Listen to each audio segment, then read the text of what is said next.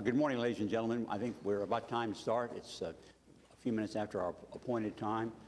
This morning it will start in our usual fashion with an invocation, and we have this morning with us the pastor Michael Champlin, who is the pastor at Integris Health. And after that, I'll ask Councilman Pettis to lead us in the flag salute. Please stand.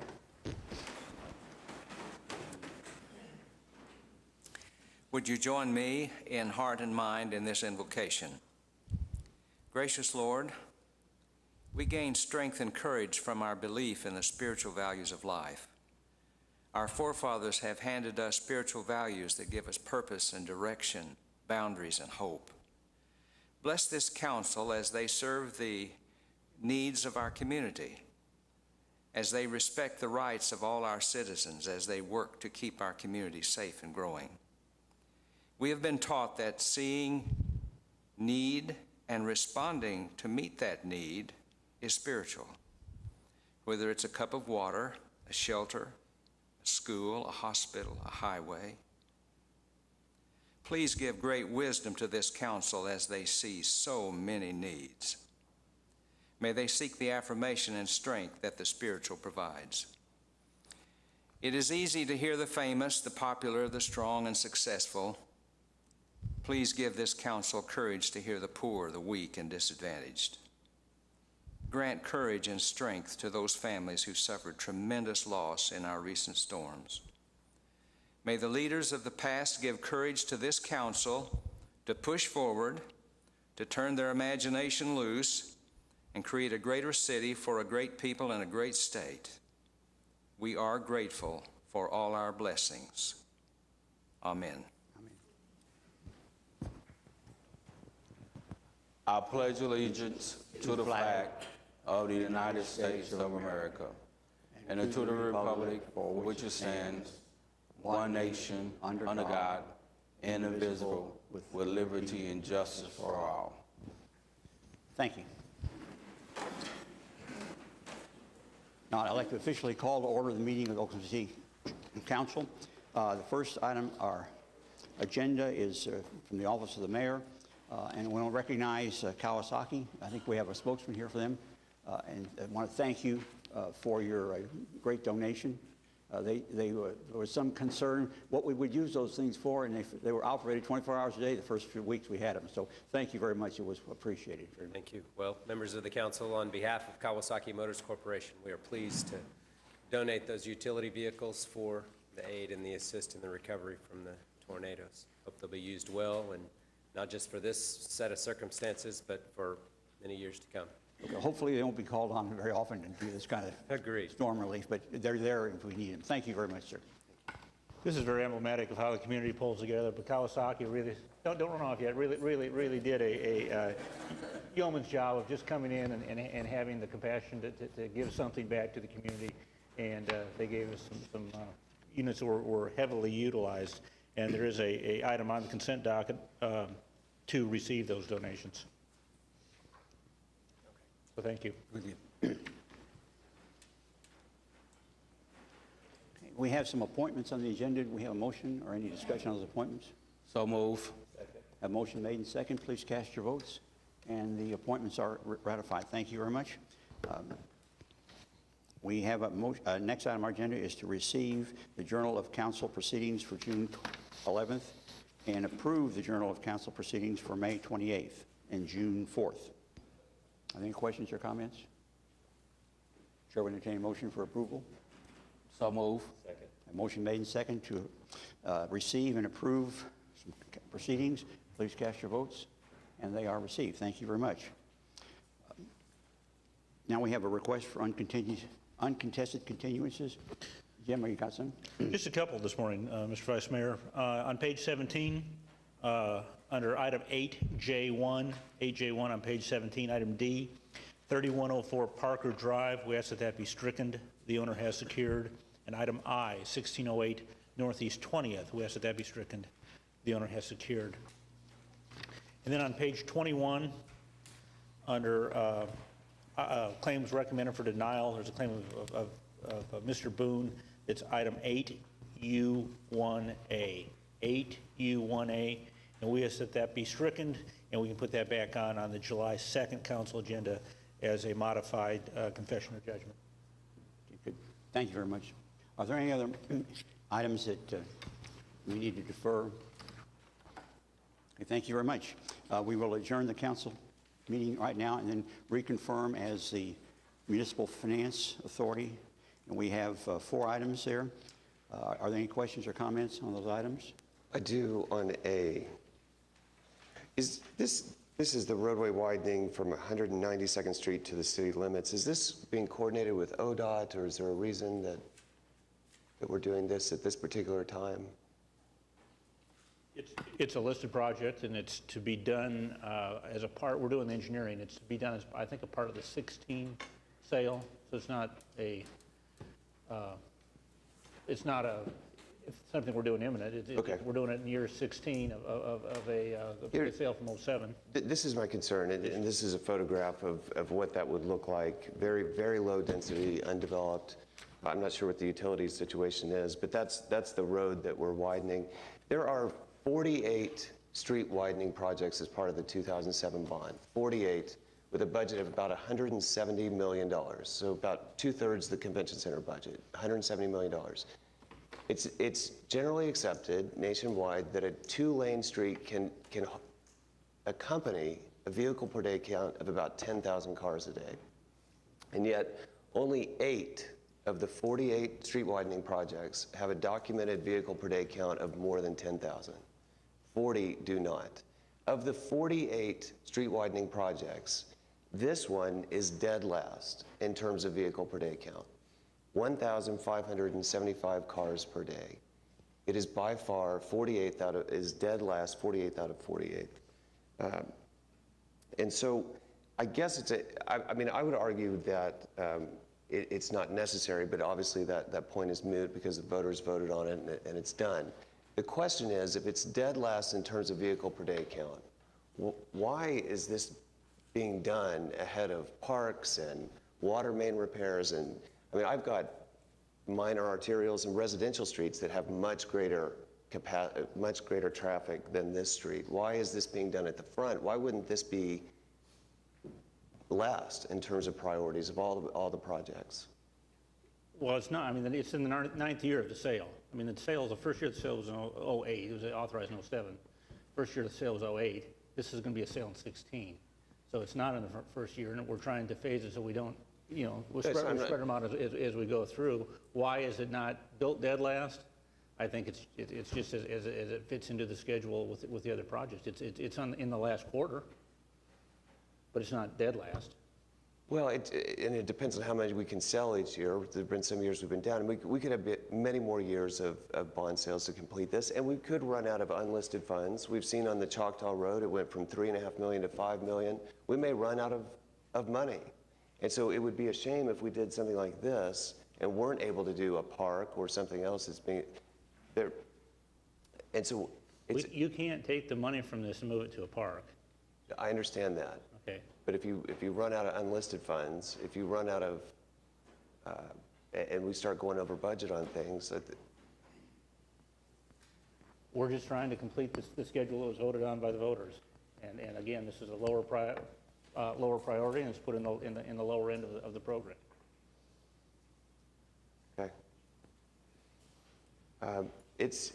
It's disappointing to me, $170 million. And I would just, as a final point out that only one of the 48 projects, only one does public transit run on those 48. There's a small segment on Northwest Expressway between Penn and Classen. The other 47 like this this is just for the automobile with very, very low vehicle per day counts. Thanks. Okay. Chair, any motion for approval? Motion made. We do have a presentation. Doug's going to talk to us a little bit about the budget. Okay, very good. Just a minute. Actually, he has two. Good morning. The Oklahoma City Municipal Facilities Authority, because it's a trust, does not have the same rules that govern it like the city budget does. However, we follow the same expenditure categories and structure in the OCMFA budget as we do on the city budget. One of the advantages of the trust is it allows the city to engage in multi-year contracts and to set up reserves for future for specific purposes. And as you see before you, the FY14 budget for the OCMFA is $82,409,525, which is an increase of about 3.4% over the current year's budget. The biggest portion of the MFA budget is for health insurance for our active employees at $50 million, or about 60% of the total. This $50 million includes both the city's contribution as well as the employees' contribution for health insurance. The next largest category is risk management, including $12.9 million for workers' compensation, $2.6 million for property and liability insurance, and $225,000 for unemployment claims. IT funds its multi-year contracts for software maintenance, phone service, E911 service, and capital projects from the OCMFA for a total of $7.2 million.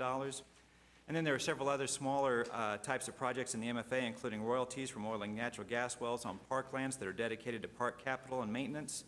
Funding also flows through the OCMFA for civil litigation defense, stormwater drainage, capital, and other miscellaneous purposes that are well suited to the trust as opposed to a city budget. One of the reasons the MFA budget gets a little less attention than the city budget is that most of the items in the MFA budget were funded from transfers from city funds that were approved in last week's budget that was, or the budget that was adopted last week by the council. For example, the city's contribution for employee health insurance was part of each department's budget that was approved last week. Likewise, the transfers for IT or for risk management were part of the city budget that were approved last week. But they don't represent all of the activity in the MFA. For example, the royalties from oil and natural gas wells on park property are deposited directly in the MFA.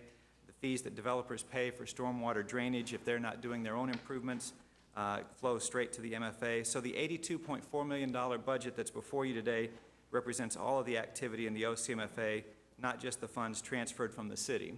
And just one other note, because the MFA is a trust of the city, once you approve the budget here in this portion of the agenda, it will also come back to be received by the city council, just so that the council receives that. It's more of a technicality that we have from state law, so you'll see this item twice today. So I'd be happy to answer any questions. Are there any questions? Thank you very much for your presentation. And we have a motion and a second, so we need to vote on the issue right now. Please cast your votes, and the issue is approved. Thank you very much. We will adjourn the MFA and reconvene as the Oklahoma City Public Property Authority, and we have 4 items on that and a budget presentation as well. Well, similarly, the OCPPA we follow the same sort of structures we do for our city funds. The one difference between the PPA and the MFA in terms of as a trust is the PPA allows for a debt in the form of revenue bonds, and so there are several places within the PPA where we utilize that. The overall budget in the PPA for FY14 is $42,764,772. That's an increase of 3% over the current year's budget. The largest area within the PPA is the debt on the fairgrounds improvements that are funded by the hotel motel tax. Each month, the revenue from the hotel motel tax is transferred to the OCPPA's trustee bank to handle the debt service on that, on the fairgrounds there. The funds that are not required to service that debt are then returned back to the hotel motel tax fund. And that activity accounts for $13.3 million, or nearly a third of the OCPPA budget. Golf course activity accounts for about a quarter of the OCPPA budget at $11.4 million. And this includes all the revenue and expenses from the courses as well as the debt service on their revenue bonds. The budget that is before you was recommended by the Golf Commission at their June meeting back in the early part of June. Other significant activities in the PPA include the MAPS-related operations and capital. This includes operations and capital reserves for the Chesapeake Energy Arena, the Cox Business Services Convention Center, operation of the Canal Riverboats, capital repair and maintenance on the Chickasaw Bricktown Ballpark, and dredging on the Oklahoma River. And these activities account for about 23% of the OCPPA budget. So other activities in the PPA include our third-party natural gas program, contracts and operations of the bids, the contracts for the Civic Center in Rose State, and several others much smaller miscellaneous activities. And similarly to the MFA, a lot of these funds do flow from city funds, but such as the hotel motel tax or third-party natural gas contracts or the bid contracts. But a much bigger portion in the MFA does come from outside sources directly to the MFA, such as the golf course revenue, Civic Center, Rose State contracts, leases at the ballpark, that sort of thing. So the $42.8 million budget for FY14 brings together all of these activities, so you have a complete picture of the activity expected next year. I'd be happy to answer any questions you have about the PPA budget. Are there any questions on the PPA budget? A motion made and seconded. Further discussion? Please cast your votes. And that section is approved. Thank you very much. We will now adjourn the PPA and reconvene as the Oklahoma City Environmental Assistance Trust. And we have 3 items on that particular item. Are there any questions or comments? Quick question, Mr. Mayor. The 2 point on item A, the $2.5 million, will FEMA reimburse the city for that amount? Up to 85% will be the FEMA reimbursements for both the storms on 19th and 20th and also on the 31st. The 31st was just declared a federal emergency last week, so when we started doing cleanup, we didn't know that was going to be an emergency. We just went out and started cleaning up, and they have since declared that as an emergency. The state may pick up some of the 15% outside of that. So with those federal involvements, the dollar amounts may not run that much. Okay, once they reimburse the city back, will that money be put back into the trust? Yes. Okay, thank you. Are there any additional questions? We need a motion. Move the item for approval. Second. A motion made and seconded. Any further discussion? Cast your votes, and that is approved. We now will adjourn the Oklahoma City Environmental Trust and reconvene as the City Council. And we have the first item on our agenda is consent docket. And are there any questions or comments on the consent docket? Move the item subject to individual consideration. Second. Motion made and seconded. Are there individual considerations? B2, M as in Mary, and AT. I'm sorry, please again. M as in Mary and AT as in Tom. Okay. And Mayor, if I could just mention a 6X. X. Okay. And then we have one person signed up to speak on this on 6V and AV, I believe. 6AV, and it's Paige Smiley, is that correct? Would you like to come forward now and make your comments, please?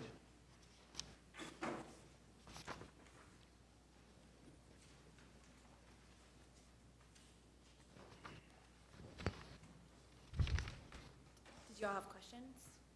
May we have your name and address, please, for the record? I can't hardly hear you. We may have your name and address for the record, please? Yeah, it's Paige Smiley, address 924 Nandina Way. Okay, thank you very much. You want to comment on item AV? Yeah, we are starting a mobile paddleboard business where we are renting out paddleboards on the local lakes, Hefner, Overhull, Third Draper, when it opens back up, and also Wild, the Stinchcombe Refuge. So we were just, seeking out your approval for that. If you have any questions on what we do. Are there any questions that Ms. Smiley wants you to hear? Thank you very much. We appreciate your comments. All right, Ed, you want to get started with M and AT?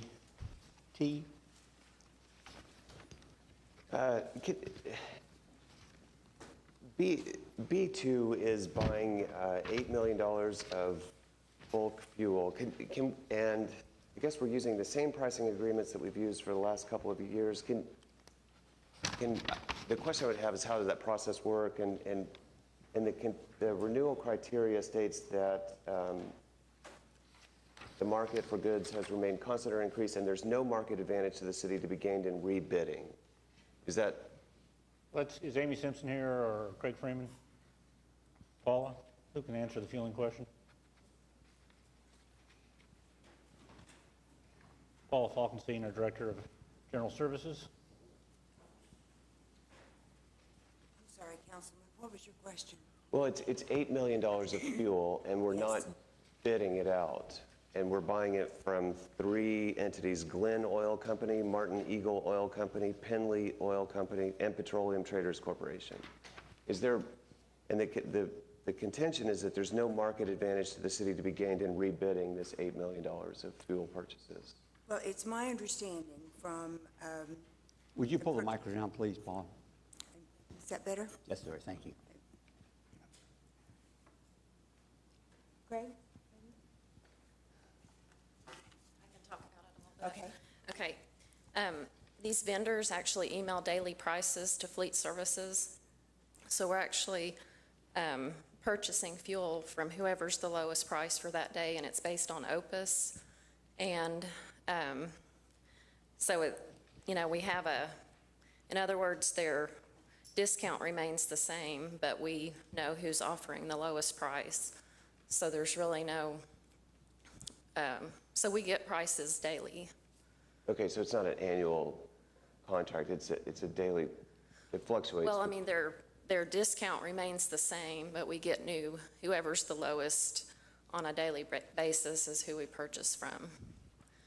So, and it's based on on OPUS, so they actually have something to compare it to. And why do you restrict it to these 4 vendors? I mean, can you? That's just who bid on the agreement when it was originally bid. So when they bid a price with a discount, or a discount or price plus. It's actually their cost plus. And so we've got a cost that's based upon, they give us a base of how they would adjust their cost from the market.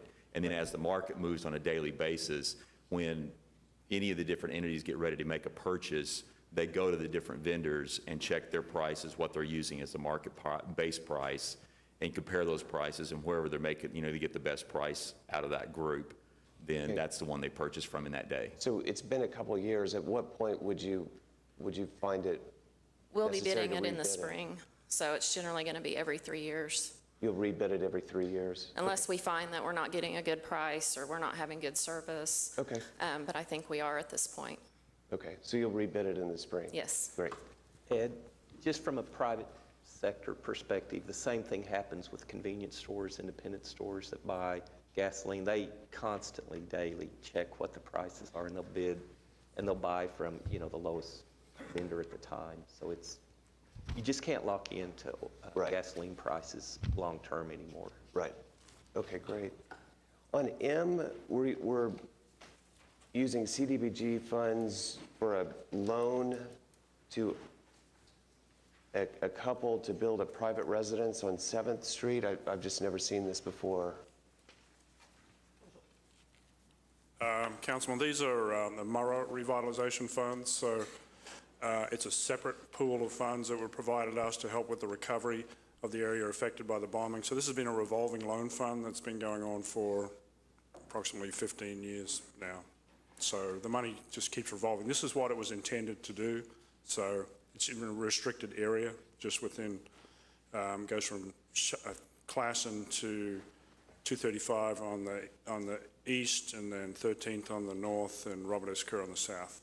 And so it's for residential and commercial? Yes, it's anything that really meets the definition of revitalization. And so this being a mixed use, we felt that that's the kind of use we're trying to encourage in that area. And we thought it was an appropriate use. And the loans that we've provided in the past have really helped to catalyze that what we call the cottage district area. So this is just a further enhancement of that area. Okay. AT is just the same contract that we've talked about many times. We had the state audit. I'm just looking for an update of will this will be the conclusion of the municipal court's records management system once this $1.3 billion is spent? It will be. Great. Okay. And while we're on those items, if I might, the item above it, AS, there's an error. The resolution is correct, but it says it's a fee increase of $580,000. It is not a fee increase. That's the remaining money that's left in the contract is the $580,000. So the fee increase is wrong. That's just the remaining amount of money that's in the contract. Is there, it's not related to municipal courts, but it's the same, the radios, we're evaluating that situation. Still evaluating? Yeah. Okay. Thanks. Is that it, Ed? Thank you. Meg, you had a comment on Yeah, I did. I just wanted to mention 6X, which is the acceptance and putting the maintenance bond into effect for the Skydance Bridge. And I just had to reflect last night. I actually was looking at it fairly late, and it started out thunder blue and then morphed into sort of a beautiful purple and a pink. And I was reflecting back the first time online I saw sort of a sneak preview of the potential drawing for the bridge. And I just couldn't imagine that that was something that we were going to be able to do in Oklahoma City. And over these last few years, it has created exactly what it was intended to do, which is a really iconic structure as you drive along I-40 coming from the airport. It's absolutely fabulous. And I just wanted to congratulate the team that put it together and thank the city for being willing to step up and add some additional dollars to an ODOT project. It's a really special part of our community, and I just wanted to recognize it. Thank you very much. Make good comments. Do we have a motion?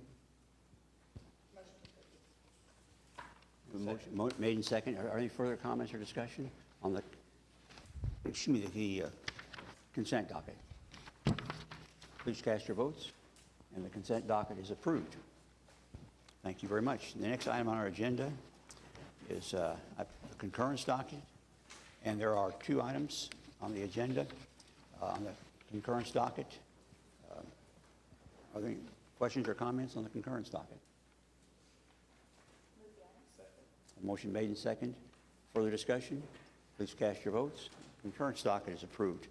The next are some items, item 8, requiring separate votes, and we've got some, item A is ordinance on final hearing. It's in Ward, excuse me, I put my glasses off here, Ward 2. Ed, do you have any comments on item A? This passed the Planning Commission unanimously. There are no protests. Has anybody signed up to speak? I'll move for approval. Any further discussion? And the item is approved. Item 8A2 is a PUD 1489, 3500 North Cerro Road from R1 Single Family Residential District to a PUD 1489 Plan Unit Development in Ward 1. Jim? Has anybody signed up for this one? Well, same story as the last one. I've had no protests about it, so I move for approval. A motion made and second to approve. Please cast your votes. Thank you. Item A3 is an item in Ward 3. It's a PUD 1494, 5200 South Council Road from I-2 Moderate Industrial District to PUD 1494 Plan Unit Development District. Larry? Yes, has anybody signed up on this? This is to allow Hobby Lobby to expand its operations. They are an excellent neighbor in Ward 3 and for the city of Oklahoma City. And unless there's any comments from the council, I move for approval. A motion made and second to approve item 8A3. Any further discussion? Cast your votes, and the item is approved. Thank you very much. Item 8A4 is a SPUD 707, 1324 Southwest 44th Street from, excuse me, from R1 Single Family Residential District to PUD 709 Simplified Plan Unit Development District, Ward 6. Meg? Thank you, Vice Mayor. It looks like are you Mr. Nieto? I'm her husband. Okay. But my last name is different. Okay. We need your name and address for the record then, please. Yeah, my name is Enrique Gomez.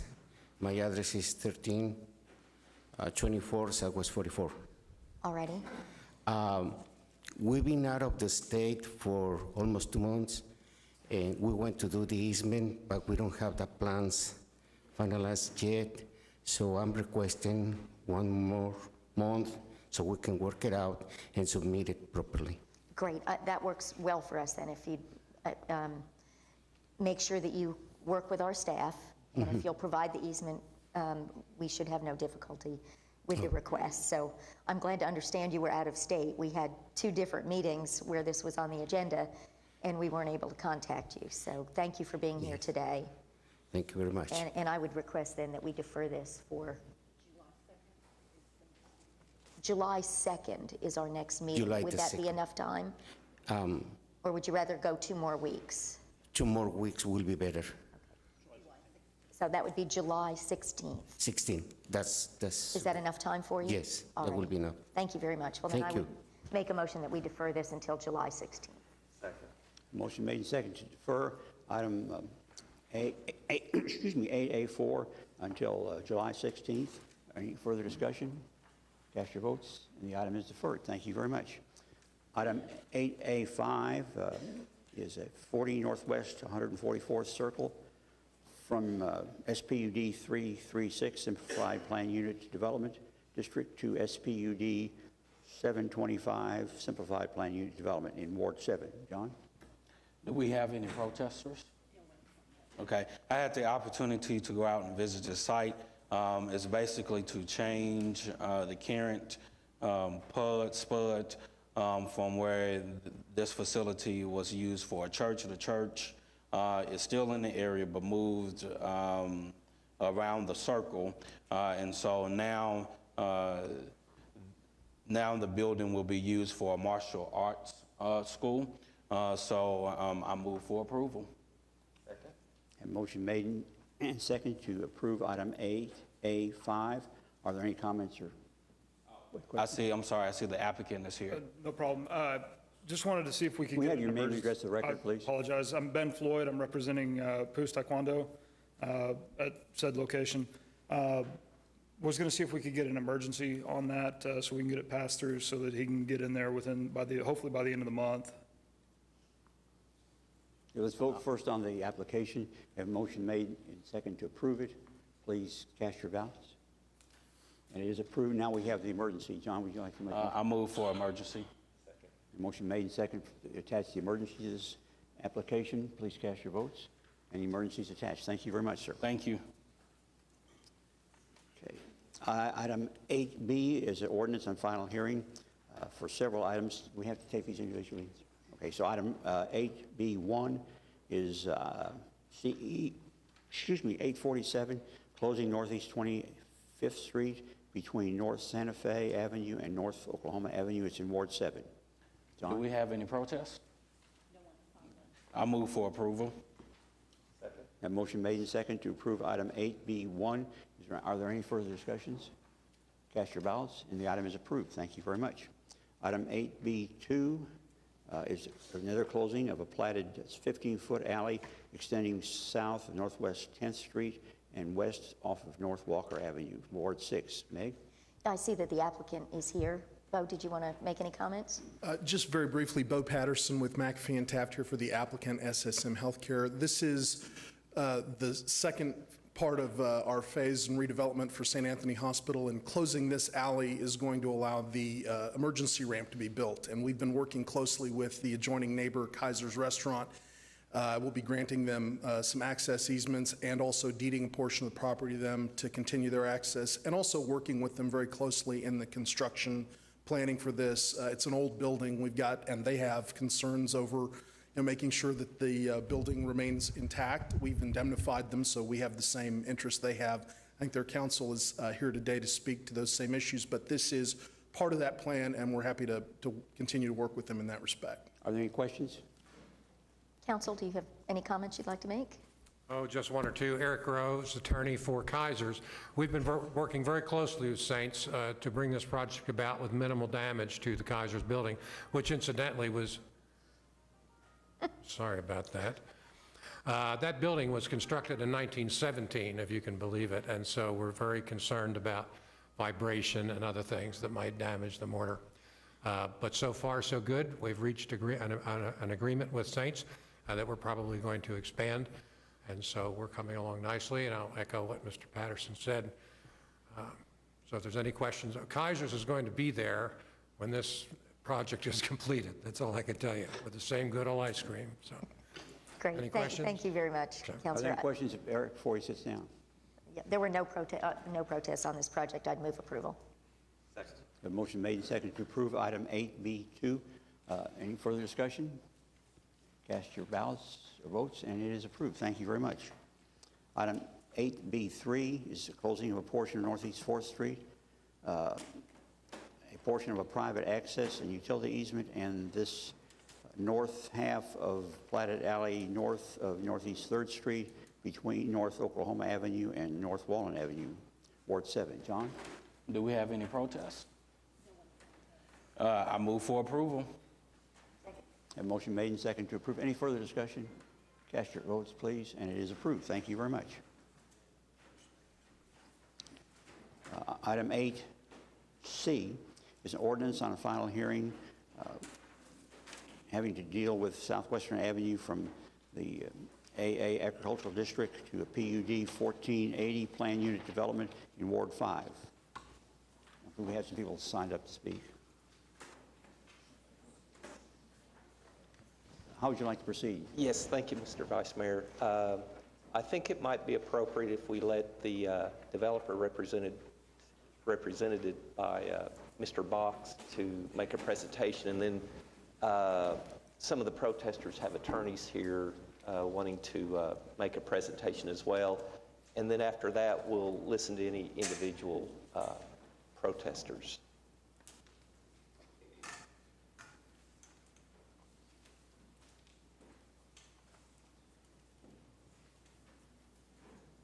Good morning, David Box, 522 Colcord Drive, here on behalf of the applicant.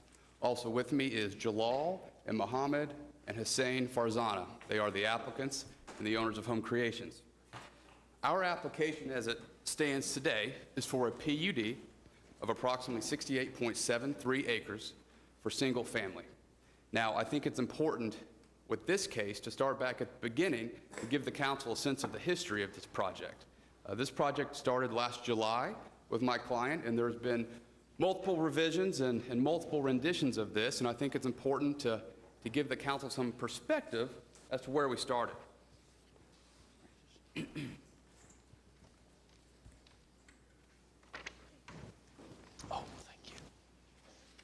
Our original application was approximately 105 acres.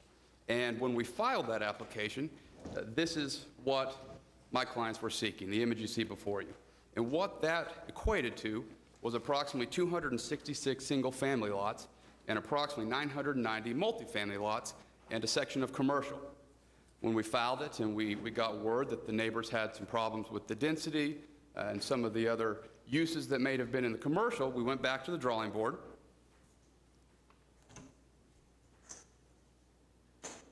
Then we arrived at this.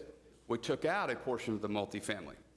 So our second version equated to 254 single-family lots, 30 duplexes, 69 R1ZL lots, which are zero lot line, and 354 multifamily, as well as the commercial. That equated to 707 total lots in addition to the commercial. Again, there was protests, so once again, we went back to the drawing board.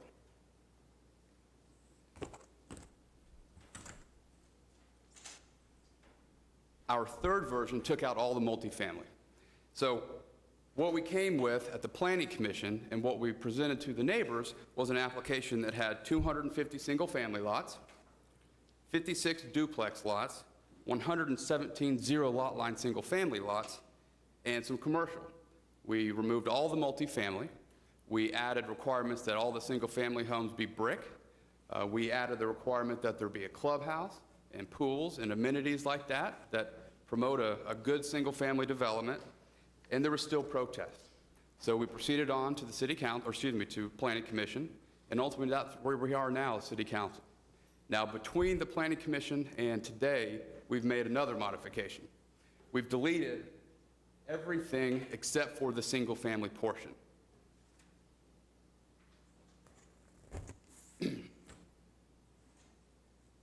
So what you see highlighted in orange is all that we're asking for now. It's only 68.73 acres, and it's only single family. So the application today is just the question of whether or not single family is appropriate at this location. Typically, a PUD is designed to vary certain requirements in the zoning regulations. Typical variance you'd see in a single family would be smaller lot sizes or larger lot coverage. This is unique in that instead of varying requirements that R1 has, we are actually adding and strengthening to what the R1 district will provide for. Our traditional R1 zoning here in Oklahoma City has no requirements for amenities. It has no requirements for brick homes. Straight R1 traditional zoning, you could have an entire development of 6,000 square foot lots, no amenities, and they could be all vinylly sided. What we've done is enhanced the R1 district. This PUD requires that all the homes be brick. We've also sent a letter to staff on May 1st that commits to certain amenities like pools, clubhouses that have workout facilities and meeting rooms, the type of things that develop nice communities. So the neighbors are still in protest, and several of their attorneys are here, and one of the big issues that they talk about is compatibility. And they're going to talk about the fact that this development isn't compatible with surrounding uses. So I think it's important to look at a couple things. This is the zoning map of Oklahoma City. Our development is right there. Now, at the Planning Commission, the attorney for the protesters told the Planning Commission that 134th is a dividing line in this area for density. North of 134th, you see density. South of 134th, you don't see density. So I think it's important that the council sees the whole story. Just a half a mile south of our development, you have significant density. It's actually denser than what we proposed. Now, again, I remind the council, this is just a PUD. This isn't density. This is just whether or not the use of single family is appropriate. But at Planning Commission, we did have a plat, and now our plat will just be for the single family, so I think it's important to look at that. So the plat that is at Planning Commission still is 254 lots.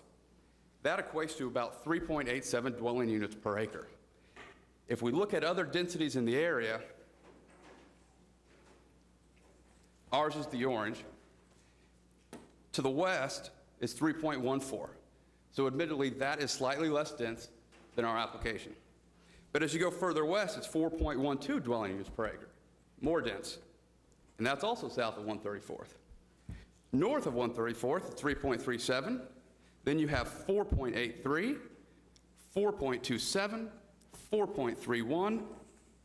And as you go south here, it's all right around 4 dwelling units per acre. So if you look at the full scale of this area, density is there. North of 134th, south of 134th. One of the big reasons is the city is spending a significant amount of money widening 134th and widening Southwestern.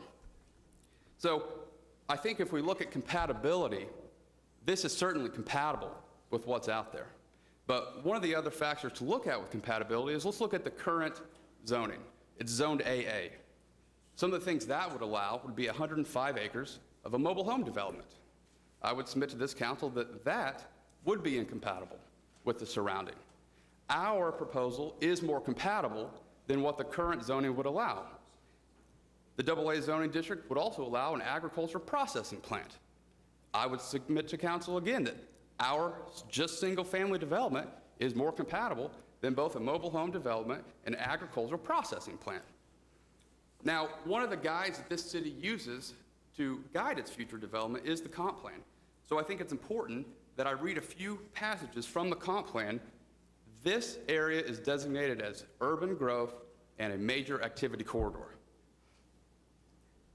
The comp plan promotes responsible development of bypass parcels through allowing development at higher intensities than exist on adjoining development parcels.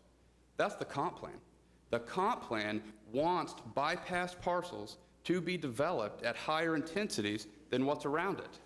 And as I mentioned, we're slightly more dense than just west, but overall, we're right in line with what's out there. Another passage in the comp plan says that in major activity corridors, overall densities of 8 dwelling units per acre could be allowed. Like I said, we're under 4, so we're well below what the comp plan would anticipate for this major activity corridor. And finally, the comp plan encourages development at higher densities than in the past. We're right in line. We're slightly higher than what's right next to us, but we're right in line with the comp plan, and we're right in line with what the densities are. Now, being consistent with the comp plan and being consistent with the densities in the area, I would submit to the council that from a legal standpoint, this is the use that's appropriate. This is what the comp plan asks for, and I would submit that the city council approving money to be spent to widen these roads was also looking for something with more density. Not agriculture, not a mobile home park, not an agricultural processing plant. And I do want to stress that the issue before the council today is a simple one. It's single family appropriate. Is single family the use appropriate at this piece of land? Now, the protesters are going to talk about lot sizes and streets and things of that nature, and that's a plat issue. And the plat's still at Planning Commission. They can come to Planning Commission and argue those points. This is as simple as, is single family use appropriate? Not, I don't like the size of the lot or I don't like the streets. And as I mentioned, the size of the lots, we're right in line with everything else in the area. Now, I do want to address a couple points submitted by Mr. Groves in his letter brief. He talks about the amenities and how we haven't committed to amenities. And as I said, we've submitted a letter to staff committing to pool and clubhouse and walking trails and workout facility. So all those things have been committed to. He talked about the compatibility, and as I've addressed, we are compatible, not only with the surrounding densities, but with the comprehensive plan. The tree line that's addressed, we do plan on keeping as many of those trees as we can. We think it serves as a nice buffer to the development to the north and west, and we're also going to include our clubhouse in that area and have walking trails. So we will preserve as much of those trees as we can while still developing our site. And finally, he addresses a tank battery that currently exists out there. And we understand that the oil and gas folks have some interest, and we have to live in that world, and this is just a zoning question. Is single family appropriate? Tank batteries and things that exist on the site now will have to be addressed in a plat, and they will. But whether or not single family is appropriate, I would submit to you that it is. When the comprehensive plan calls for it, the city is spending money to improve streets and infrastructure, and the densities in the area are similar. I think single family is appropriate. Be happy to answer any questions as well as my clients. Are there any questions? Ed?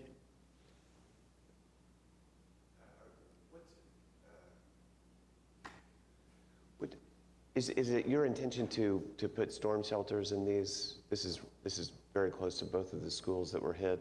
Are you intending on addressing that, or? Yeah, my client is willing to also stipulate that storm shelters will be required in every home in this development. Okay. The commercial, do you have an idea of what would go there, or? I don't now. In our original application, we had deleted a multitude of uses. We had committed that we won't be a traditional strip type center, but we had to come back for a specific plan at the stage that the Planning Commission could dictate some looks and things like that. But what we would be seeking is retail and the things you would consider typical commercial. But there was a lot of protest, and that's why we've backed off of the commercial portion now, as well as the duplex and the R1ZL. Though we had deleted several uses and tried to make it something that was compatible with what the neighbors would want along Western. And so, David, the reason that you're here today requesting a PUD rather than just to change the zoning is so that you could put into place some requirements that might not just be in R1 zoning. Is that correct? Correct. This developer could have come with just a straight R1 application that would have fit squarely within the comprehensive plan, and staff would have recommended approval, just like they've recommended approval on this. And you see in the zoning map, there is straight R1 zoning. It's the yellow portion. There's straight R1 zoning all around there. But instead, we have provided that we have to be better than R1 zoning. This is a stronger set of restrictions than all the R1 zoning you see. So that's correct. We wanted all brick homes, and the pictures you've been seeing that have scrolled across your screen, these are the typical homes that my clients are proposing to develop in this neighborhood. So these are a heightened set of standards that you don't normally see in straight R1. Okay, and just to kind of reemphasize what could be there without any changes at all? Right. Its current zoning allows for a mobile home development, as well as grazing horses and cattle and all kinds of typical agriculture type of uses, agricultural processing plant, things of that nature. Thank you. David, can I Yes, sir. get some clarification? You know, the section that was originally planned for commercial, as well as the area that was originally planned for the zero lot lines. Yes, sir. Is that still going to be a part of the PUD submitted, or is that going to remain as AA? As of now, it'll remain AA. Okay. Cindy, do you have the map of our current? I'm going to have Cindy put that up. No, that's fine. That answers the question. But yeah, as of now, it'll remain AA, and the image you see is what we're zoning now. So the area that is left out will be in subsequent applications. Any other questions for David? Before we call on the attorneys representing the protesters, Wiley, may we ask Dan to come up and just talk about the issue where we separate the question about zoning, say in this case from AA to R1 to the plating requirements, can you talk just a little bit about the process? And Bob, if you need to share input on that, we'd welcome it. As far as if this was approved to allow R1, then they go back through the planning commission as it relates to the plating and the size of the lots. Could you talk about that a little bit? As David said, the PUD establishes the overall density of the project, the specifics of the arrangement of the lots, the lot sizes, the streets are all controlled by the plat, which will be decided by the Planning Commission. Any other questions for Dan at this point? Thank you very much. So you said this is, it does establish the overall density, what we're doing today? Yes, yes, sir. That's pretty much the only thing, though? Yes, sir. Okay. Thank you, Dan. Okay. We've got 3 people signed up. Yes, please. In opposition to this project. Roland Tague. Excuse me, Mr. Vice Mayor. If the attorneys would like to proceed in a different order, I mean, I'm okay with that if they have a preference. Mr. Groves. Good morning, Vice Mayor, members of the council. My name is Eric Groves. I'm an attorney. I represent a protestant. In this case, his name is Alan Gann. I'd like to do a little recount of how we got here today. This began as a PUD, and of course it is a PUD now. It originally had a combination of R1ZL, C3, R2, and R4. Attorneys and representatives of the various landowners in this area met for many, many weeks, many, many hours with the applicant's counsel and the applicant's engineer in an effort to design this PUD so that it would be compatible with surrounding land uses. We even went so far as to hire our own engineer to redesign it in a way that we felt would be compatible. Unfortunately, we were not able to reach an agreement. At some point, the applicant took out the R4. And then we looked at how all the other aspects of it could be made compatible, but there really weren't any changes to speak of. Last Thursday, I think it was, the applicant informed us that he would take out the R1ZL, the R2, and the C3, and leave only the R1. And today, the applicant asserts that the issue really is R1 zoning appropriate for this area? But he is not proceeding with R1 zoning. This is still a PUD. And because it is a PUD, PUD law applies to it. In the letter brief that I submitted to you, I cited 2 things that really control this kind of decision. The first is the state statute, which allows cities to zone by PUD in the first place. And I set out the language in that statute, which I think is unambiguous. And it says that the purpose of allowing a local government to proceed with PUDs is to promote land use or activity to be compatible with adjacent uses of land, compatible with adjacent uses of land and the natural environment and the planned capacities of public services. That's state law. Our PUD ordinance, which tracks that statute, says that the purpose and intent of our PUD law is to encourage innovative land development while maintaining appropriate limitations on the character and intensity of use, assuring compatibility with adjoining and proximate properties. That's assuring compatibility. Well, this application does not assure that compatibility. In the letter brief, we gave you a lot of numbers about surrounding land, and attached to the brief were 2 things that I think are really dispositive of this case. The first one, and it was this Exhibit C, I'll probably remember looking at it. This is a compilation from the land use records of Cleveland County. Then we took that and overlaid it with an aerial. That was this exhibit, Exhibit D to the letter brief. All it takes is a glance at this aerial to see the sizes of lots surrounding this proposed PUD. They are large lots. They're not farms.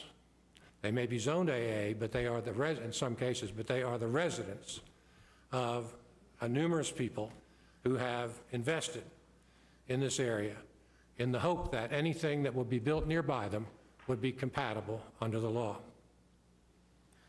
Now, Mr. Bach speaks of the comprehensive plan, and the comprehensive plan does have provisions in it about activity corridors, such as Western. And it does place this property in an urban growth area. But the comprehensive plan is a guide, and I cited the case in my brief where the courts have said that. The law, the PUD statute, and the PUD ordinance I suggest to you is controlling over the guidelines in the comprehensive plan. Now, there is a difference, incidentally, between taking AA land and zoning it R1. AA land goes to R1 all the time before this body. And there's nothing really all that unusual about it. But this case is distinguishable. This is just not an instance of taking some AA land out in the country on the fringes of the city and zoning it R1. Because in this instance, all of the land that surrounds it is already developed on large lots. So it's not pasture land, as our exhibits indicate. In the brief, we gave you a lot of numbers about density. The density of this particular proposed tract is plainly incompatible with all of the surrounding properties, including Tuscany to the immediate northwest, and everything to the south and to the east. Mr. Bach said that there will be amenities and that he's written a letter to the staff. If there are to be amenities in conformance with law, they should be part of the design statement and filed of record so that when the ordinance is adopted, if it ever is, and I hope it's not, that those amenities will be a legal requirement. A letter to staff does not make amenities a requirement of the PUD.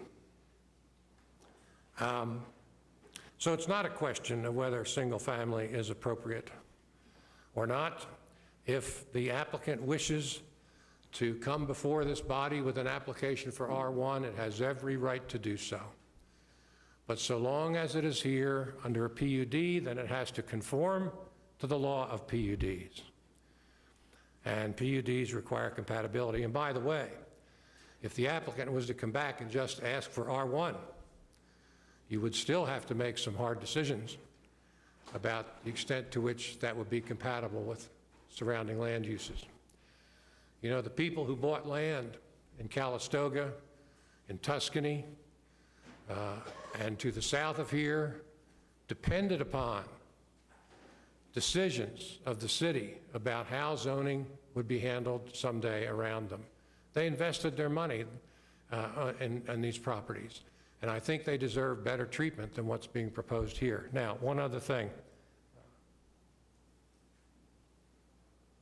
I want to hand out a email string, and I'll start over here with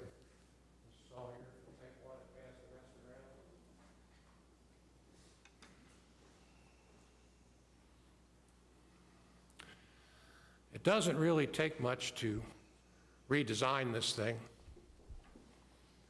So after it became apparent that the applicant was going to take away everything except this R1 tract, we sent an email to their council and we said, here's what we need to make this work.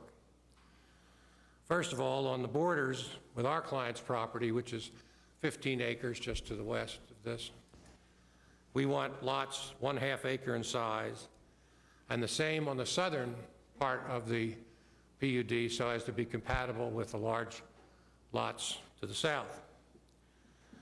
We also said we want the average lot size to be approximately 12,000 square feet, which is the same as Calistoga.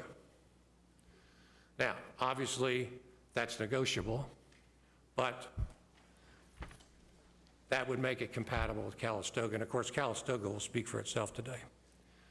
Then we said we should have basic amenities, which, as I pointed out, is not really part of the design statement. And finally, we said, how about some buffering? Give us an 8-foot brick fence, brick wall, along the border between my client's land and their property. And then we encourage them to put in storm shelters. But they can't do this. If they did these things, we'd have a degree of compatibility we could live with, but they won't do it.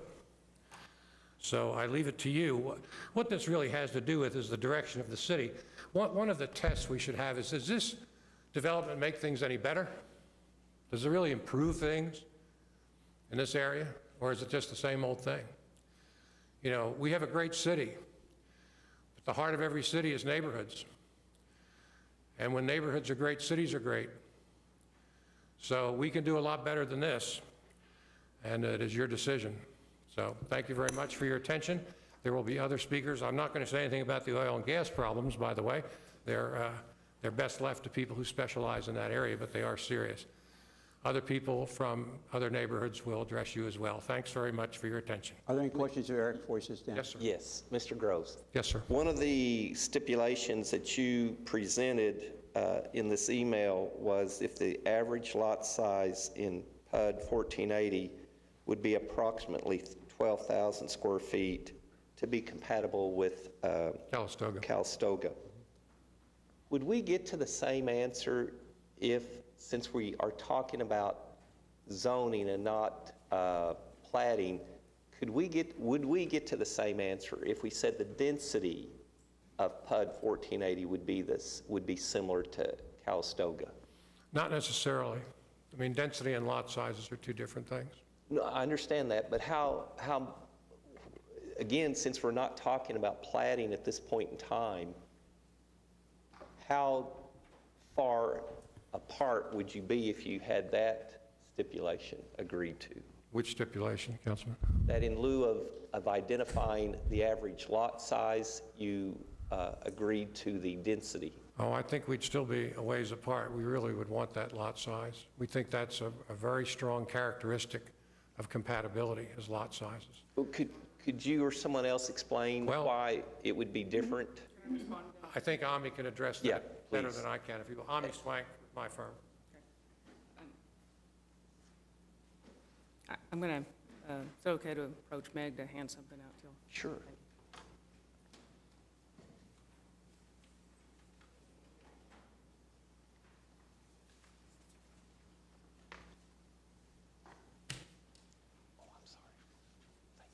Kind of wait until everybody gets the particular document.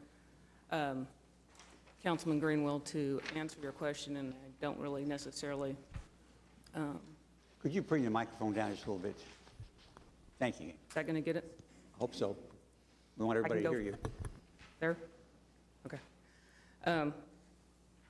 Overall, your question about density would come close to resolving it. And if everybody has this document that I passed out now? I believe so. Okay. Mr. Box had put up a document that had shown the densities in the various neighborhoods and the proposed density for Palermo. If you'll take a look at basically what had happened when he did that, he had excluded the open areas of the respective PUDs when he calculated their density. What I've done is gone back through, and so for example, if you will take Calistoga, the whole PUD was 74 acres. There was a little bit of land set aside for commercial, a little bit of land set aside for office. The rest of the land was dedicated to R1, which made it 69 acres.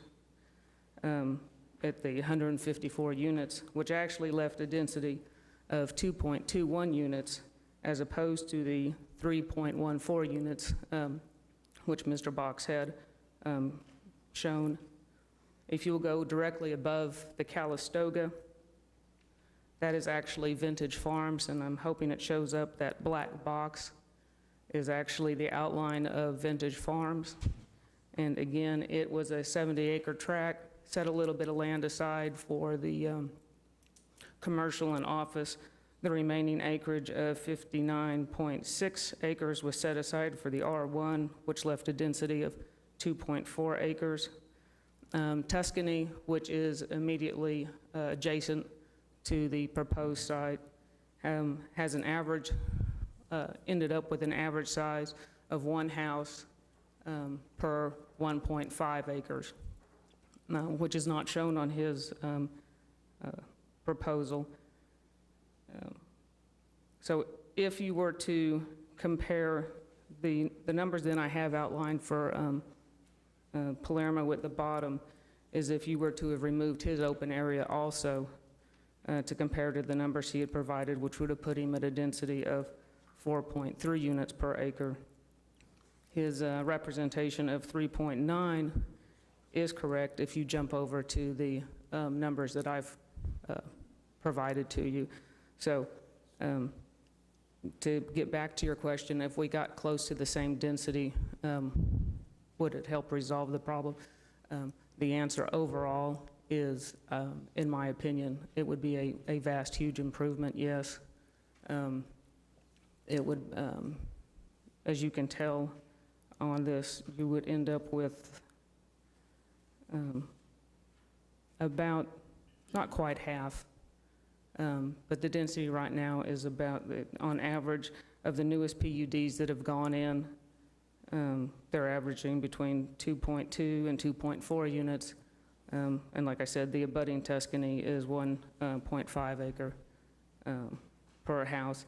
I do not have the density on the remaining area up above 134th.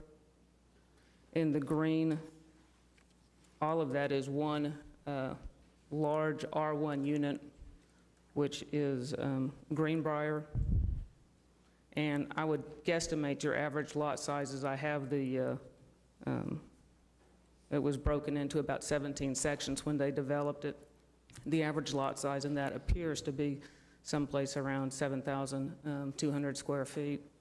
Approximately half of the current lots are at 5,000, I think 50 for Palomar. I'm sorry, Palermo. So to answer your question, it would, if you can't get into actually the aspect of lot sizes, density would go a long ways to helping resolve it. Okay, thank you. Yes. Oh, yeah, go ahead, please. I'm very disappointed that the commercial is not being addressed as part of the PUD. And I guess the concern I have is that if where we're going is that the only thing that can be developed is ultra-low density, single-family housing, but you can't have commercial development to generate the sales tax to pay for services in this area, how is that sustainable for the city? This is the only state, we don't get access to any of the property tax to help pay for services in this area. And so everybody in the city, wherever you are, you can look for 1 mile and a 1 mile diameter around you. And if you don't see commercial activity that's generating sales tax, you're being subsidized by the other taxpayers in Oklahoma City. And so there's a McDonald's across the street, but there's very, very little. More is very clever. If you go directly east, right as you pass Santa Fe, the border, there's a CVS and a Walgreens pharmacy. And I'm sure that many people in Tuscany and all this area are going right over to Moore and spending their sales tax dollars in Moore. We have a little bit of retail there on the intersection. I'm just not clear why we would insist on excluding the commercial development, which could generate sales tax to help pay for the services. The people directly on the east of Western, you don't have any protests there. Those would be the people that would be directly across from the commercial. We didn't protest the C3. Well, somebody did. Well, actually, our whole thing has been about the density of the what started out to be the R4, which would then became the R1ZL and the R2. We have at all times told the applicant we were not in protest of the commercial, and actually recommended or made the suggestion of increasing the commercial to help reduce the density. So just for clarification, I don't want you to think any of the applicants are against the commercial. Let me add one thing to that, Doctor. We didn't object to the concept of commercial in that area, but we had no design information. We didn't know anything about what it would look like, and we still don't if it's ever developed. So we had issues with how it was going to be designed. So if they come up with design, you have no problem with them coming right back with a commercial application and moving forward with the commercial development? If they came in with a commercial application for that area, we would cooperate with them. But we need to know what it's going to look like. We need to know how it's going to relate to the neighborhood. And there's nothing but a blank space in their application. Of course, it's taken out now, but that was our big issue with commercial, was how it was going to fit in. How does the McDonald's fit in? I mean, if it's... It's just there, Doctor. Okay. So if it's consistent with the McDonald's and the development at the intersection there on Western, that would be okay with you? What we said in negotiations was, if you're going to do commercial, tell us what it's going to look like and design it in a way that it's compatible with the neighborhood, that it's inviting, that the traffic flows in, that it flows out, there's pedestrian access from the neighborhood, the kinds of things that your staff has been recommending for commercial for some time. They're doing this kind of thing in Edmond. In fact, we went and looked at some projects in Edmond that we thought were good and healthy for the neighborhoods. They're attractive, and you can get in and out without too much trouble, and they're landscaped, their signage is moderate. That's the kind of thing that we wanted to know about. And of course, we never did. I hope Edmond's not the standard we're striving. Well, in some ways, yes. In some ways, no, Doctor. It depends. All right. Any other questions? Larry, do you have your hand up? David, we've got 3 people signed up. Well, I think we have a few more attorneys. We're not through yet. That's what I mean. We've got 3 attorneys signed up to speak. Roland Tate.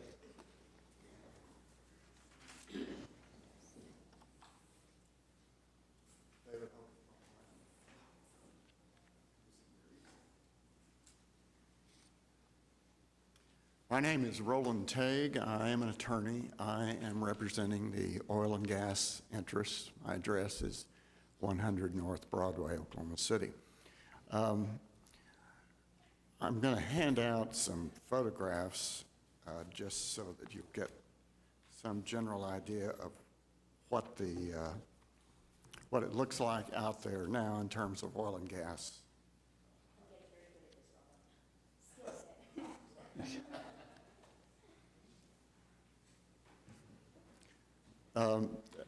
This particular tract is part of what is called the West Short Junction Unit, which means that this is a part of a unitized area. It comprises 24 sections of land, and it was formed in 1961 by the Corporation Commission. And they do this to try to maximize the production of wells. It appears that the wells in this unit were drilled largely in the 50s. So they've been around a long time, back when this was just agricultural land. We have talked with the applicants about changing some pipelines around, about our future development on this site for oil and gas purposes. But all of a sudden the discussions went dark. We didn't hear any more. They filed a zoning application. Of course, mineral interests are entitled to notice, and we, quote, found out about it some way. But to give you some idea of what things look like, the first picture is a pumping unit. And it sits right here. That pumping unit is actually working, producing oil and gas. The next picture is a wellhead of a well that has not been abandoned and closed. It's available for future purposes that could be used in connection with the production.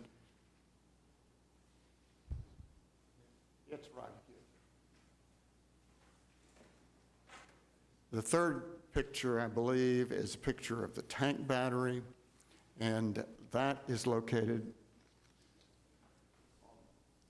up here on the north. The red lines that you see crisscrossing the area are existing pipelines. As you can see, they certainly hinder the development of this property. And if somebody's concerned about density and complying with the state statute and the city ordinance, we'll certainly decrease the density unless we get those pipelines moved to another location. And hopefully that can be accommodated. This one particular well that's pumping is located about 25 feet from a street. So if you follow the state statute or the city ordinance, you have to put an area about 300 feet around that well. In fact, there is a statute or ordinance that says you can't be closer than 300 feet to a habitable building. So we're here because the plan that's attached to the PUD shows streets, it shows lots, and they won't be able to develop that plan because of the existing wells that are located there. We could certainly locate pipelines, but we can't pick up a well and move it over somewhere else. So we've had some problems in the past since this extends over this vast area. Example is up here in Tuscany, right here on lot 10. If you would go over and look at that lot, you'd see a foundation, a bunch of rebar, and if you went to the courthouse and looked, you'd see an injunction that stopped that building because right next to it on the adjoining lot is a producing well. Just to give you some idea of what it takes to operate a well, that last picture is a workover rig that's been used on one of the wells in our unit. And if you compare it with the first picture, you see an anchor that's there on the ground. There are 4 of those anchors. They're 95 feet away from the well itself. And that's where they run these wires and attach when they come in with the workover rig. So what I'm basically saying to you is that it seems to me this is premature. I've said this over and over, and people look at me like I'm speaking a foreign language. But the oil and gas interest needs to be dealt with right now before we go through this whole process of a PUD and a plat, so we know where those lines will be, how the wells are protected, and how the people who will buy these lots are protected. That workover rig is nearly 100 feet tall. It's got to have 100 feet away from it. If it falls, you don't want it to hit on a building. The OSHA rules say that you can't drive a truck underneath a workover rigging. So they have to have an additional area outside of that.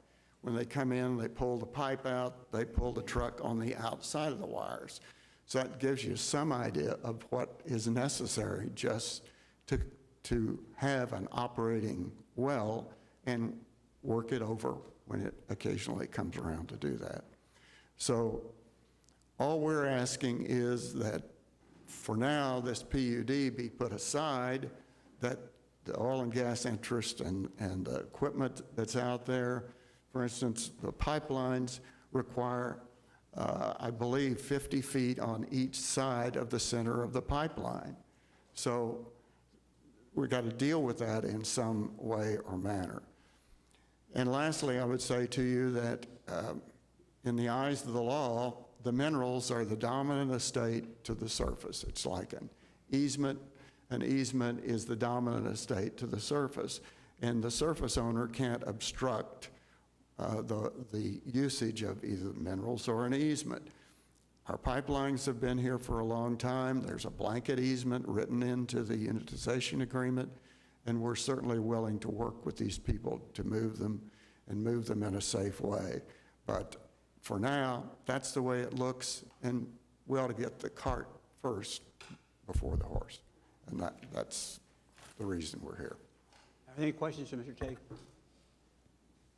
David, we've got two other Yeah, people. a quick question. Go ahead, Larry. I watched this on, when this came to the Planning Commission. I don't recall hearing this at the Planning Commission. Well, they deferred the plat, and so I walked out the door. And then when it came here, I was looking at the PUD, and Exhibit B is basically the plat that's attached. That was the exhibit that is referred to, and unfortunately, I didn't notice that at the Planning Commission, or I would have stood up and said something. But Because I live in a neighborhood that has working oil wells in it, and all you do is you make accessibility around there and reserve land for that. One of the oil wells in our neighborhood is right next to an elementary school, by the way, and they seem to operate compatibly. So there's a way to solve this, I believe. Would you agree? I agree. Thank you. That's all. And we have to have a road to get in, and we have one now. So And Pat, if I- we're ready to work on a solution. It's just, this does not work. I mean, if I could just comment as well, this is the first I've heard of this oil and gas conflict with the situation, and it does appear to me that we probably need to figure out some kind of a solution before the cart may be before the horse here. I think so. David, we've got two more people signed up. Amanda Bowen. Okay. Thank you very much. And just because you were referred to as an attorney, I hope we didn't hurt your feelings. Jim Perrick. Yeah, and Mr. Vice Mayor, I didn't mean to say that only attorneys would be speaking, so I apologize for that comment. Hi, Jim Perrick, 13729 Hillahay Drive. And I am not an attorney and would like to not be confused with one either. I live in Calistoga Crossing. I'm a homeowner there. You guys have obviously got a full background of this, and so I'll be brief. To me, this really comes down to this, and that is, can neighborhoods with unique character, which I think this one has, be preserved? Or in suburban Oklahoma City, are we destined to have all of the suburbs become tract housing as is proposed? And to me, that is the issue. If you look at this area, and you've been provided the maps of it, there's really 1.5 miles square that's different.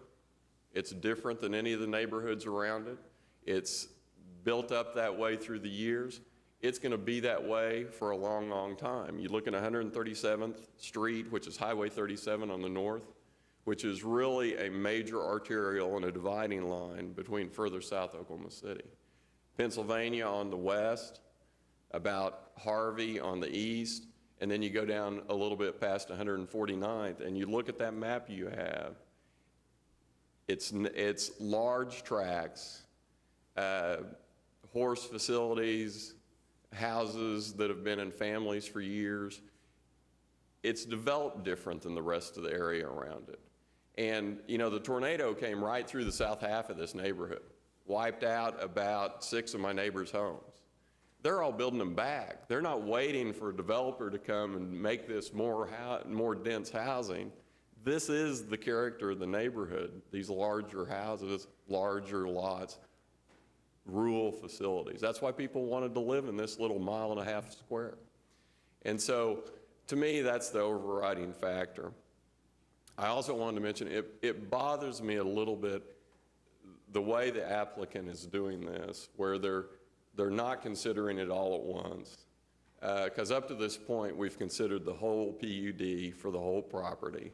And so, if we decide this today, then when they come back later, their development will be much of the notice area for this, the next go-round, which will lessen the input from the surrounding neighbors. To me, that's a little bit of a problem and bothers me. And so I just want to leave you with that. And, you know, PUDs are supposed to make neighborhoods better. I don't think this PUD makes the neighborhood better. In fact, it could do long-term harm to kind of the unique character and nature of this development. I would request that you vote no, or if you vote yes with a lot size restriction. So, thank you. David, how would you like to proceed now? That's all the people who have signed up. Yes, well, thank you. I would like, if there are any further questions or comments from members of the council, I certainly welcome their input and thoughts, or if there are any questions. Can we just hear from David about the oil and gas issue, from the applicant about the oil and gas? I'd like to ask Dan Berman a question also. Okay. At some point. Well, the question is raised about that this PUD is not legal, that this is a violation of the terms of a PUD. That's not. That's an interpretation that I had not held before hearing. Generally, the PUD statute and the PUD ordinance do make reference to the fact that it is to encourage compatible development. Now, compatible development, however, is a very subjective term. It's in the eye of the beholder. It doesn't say that you have compatibility has to be lots of the exact same size, or it has to be the same configuration of lots. The comprehensive plan and what the staff determined was that R1 was compatible, and it is supported by the comprehensive plan. And there is another statute Mr. Groves failed to mention that says that zoning shall be in conformance with the comprehensive plan. And your staff report in this case says that it is. Thank you. Well then, so a follow-up would be, Dan, can I ask you, if we were to deny this and this were to go to district court, would you be able to defend a denial? It would be very difficult. Of the staff, typically you'll call the planning director as a witness. In this case, we would have to defend our own against our own staff report. Okay, thank you. Can I ask, can you just address the cart before the horse? Could the oil and gas be addressed in the plat? Yes, sir. I do not believe that the cart is before the horse with the zoning. There are neighborhoods all over this city where, as Councilman McAtee mentioned, where you have homes next to operating oil and gas wells. I grew up in a neighborhood where when we moved in, it had an operating oil and gas. And you have to plat around it. You have to provide access to their sites, but you continue to go. And in my neighborhood that I grew up in, that eventually went away. And so then more homes were developed. So this is a situation that happens all over the city. This developer has neighborhoods all over this city where there's current oil and gas wells. You just plat around it, but that's not a use issue. You're correct, that's a platting issue. So when we come with a final plat, it will have to take into account all the various pipelines and wellheads that are out there and plat around them. And then at the time that they go away or the lines are moved, then we're able to plat those lots. But yeah, we understand that the interests are out there, and that's the world in which we have to live, and we have to plat around or deal with what's out there. So David, I want to be very clear to follow up on that is your intention, is when you come back to planning, that there will be a plat in place that addresses these oil and gas concerns. Yes, that is correct.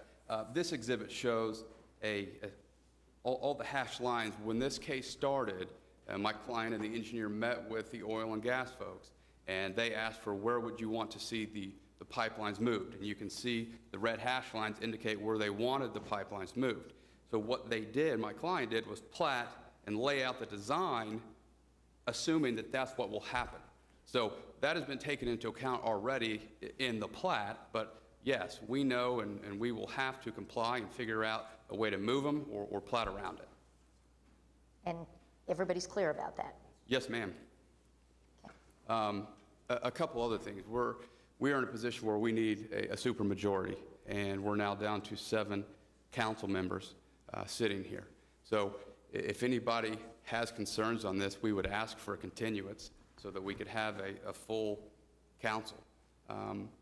Mr. Groves made a lot of arguments about the PUD ordinance and about the PUD. We've visited with your legal staff, and we would be willing to delete our PUD and amend this here at the podium to just straight R1. That would be exactly what the comp plan calls for. In our opinion, that is not as good of a neighborhood. It doesn't require the amenities that we're willing to do. It doesn't require brick homes, and it doesn't require storm shelters. But if that's what the protesters would like, we'd be willing to do that. But we think the PUD and our application is a better means to have a nice neighborhood. Now, we're willing to make the amenity letter submitted to staff on May 1st a part of any approval. We can stipulate to that, make it a part of this record. So I don't think that this is tract housing. This is a single-family application. And this is one that is within the comp plan. And as Mr. Brummett said, your staff has recommended approval. And we think legally that puts us in a position where this is the use that is appropriate. I'd like to be heard in response to that. Mr. Groves. And Eric, if you can, please try to keep your comments short. Pardon me, sir, I didn't hear that. Would you please try to keep your comments within 3 minutes if we can? Yes, I certainly will try. A couple of things. First of all, I have a mild disagreement with my colleague, Mr. Brummett. The statute that says zoning decisions will be made in accordance with the comprehensive plan does not mandate that a municipal government has to follow the comprehensive plan in every instance. If it did, the comprehensive plan would be law, and it isn't. The case decisions construing that language say that the comprehensive plan is a guide, not law. Secondly, the applicant is free to come back with an R1 application if they want to, but this is not an R1 application. And I think that if they want to change it to an R1 application, they need to go back and give notice and go before the commission. That's the procedure. Second thing, I don't construe the staff report as entirely favorable to this project, but here's the thing, the Planning Commission denied it. The Planning Commission denied it. And those are the people with whom you entrust to make good recommendations about what's good zoning and what's not. And they said to deny it. That was their recommendation. Thank you. Are there any other questions or comments? David, you have some words of wisdom for us? Yes, I do want to voice some concern. The area directly south of here, south of the proposed development, is predominantly 5, 10, 20, and larger acreages. I do think that group of tracts of land should receive special attention as it relates to a buffer between their larger lots compared to these smaller lot size in the proposed development. I am concerned about that, and I am concerned in regards to the density, as Ms. Swank pointed out in her presentation, as far as compatibility with the surrounding areas. Having said that, that's on the negative side of this. I do find it welcoming that Councilman Shadee is focusing on commercial development along Western Avenue. I hope that at the conclusion of the widening project that we begin to draw back commercial retail activity from the city of Moore, because I believe Western Avenue is ideal for that. I think it's going to continue to grow in importance from a commercial retail zone from 134th Street all the way down to Norman. And my hope is that we do recover some of that lost sales tax revenue that has found its way into other communities. So, and I recognize the difficult situation we are in with just 7 members of the council today. It would require a full vote approval to get this passed due to the fact that the Planning Commission did deny it. I've asked both parties until just now. Earlier, the thought was that both parties would not like for this to be deferred because it has been addressed in a variety of ways with me and other people for several months now. And we may or may not have 9 people at the next council meeting. We just can't guarantee that. So I'm reluctant to ask for a deferral of the vote. We've spent time listening to it. And I will say this, I think the applicant, Mr. Box, and the developers have done a tremendous job in trying to work with the surrounding neighborhoods. It appears to be much of the concessions have been made by them, very little on the parties opposing this. And that's just not what you should expect, in my opinion. When you decide to live within a city's limits, you've got to be able to deal with existing neighbors and future neighbors.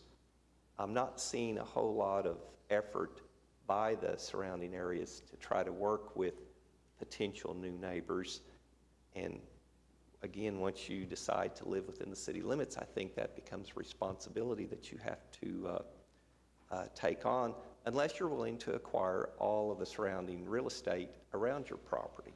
That's the only way you can guarantee what a development may look like when it comes into your area.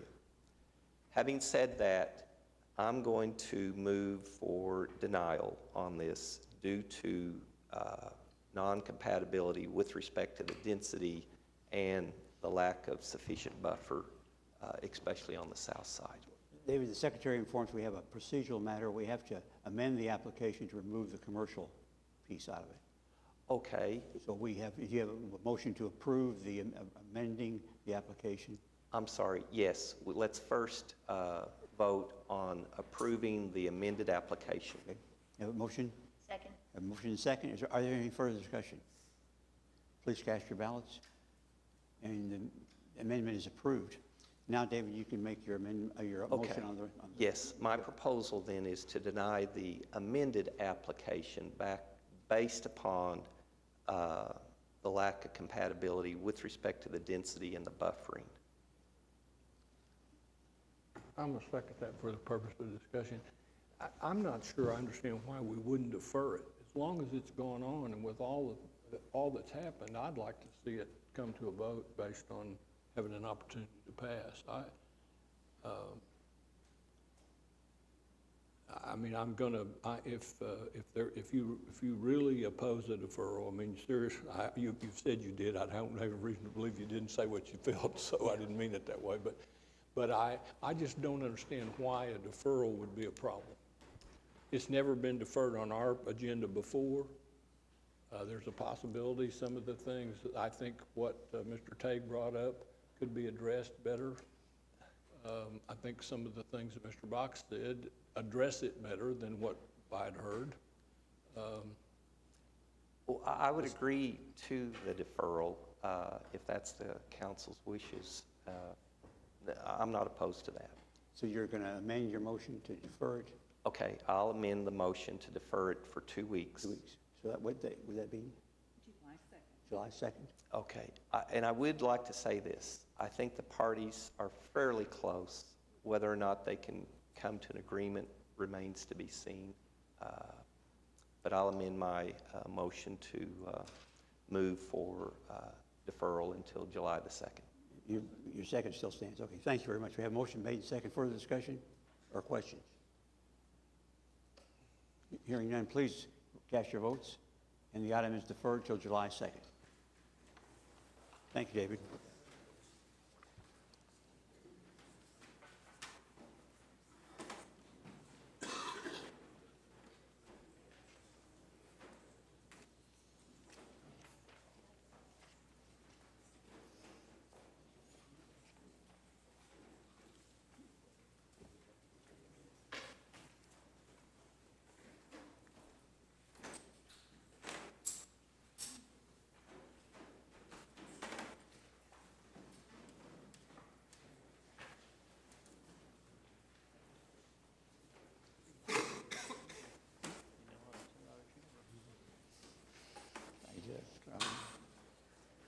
the cheek deodorant.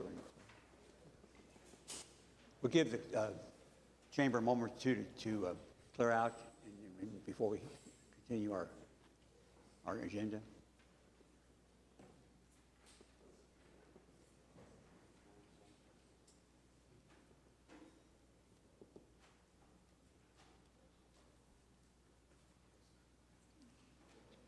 You'd like to make a comment, Councilman Chiki? Thank you.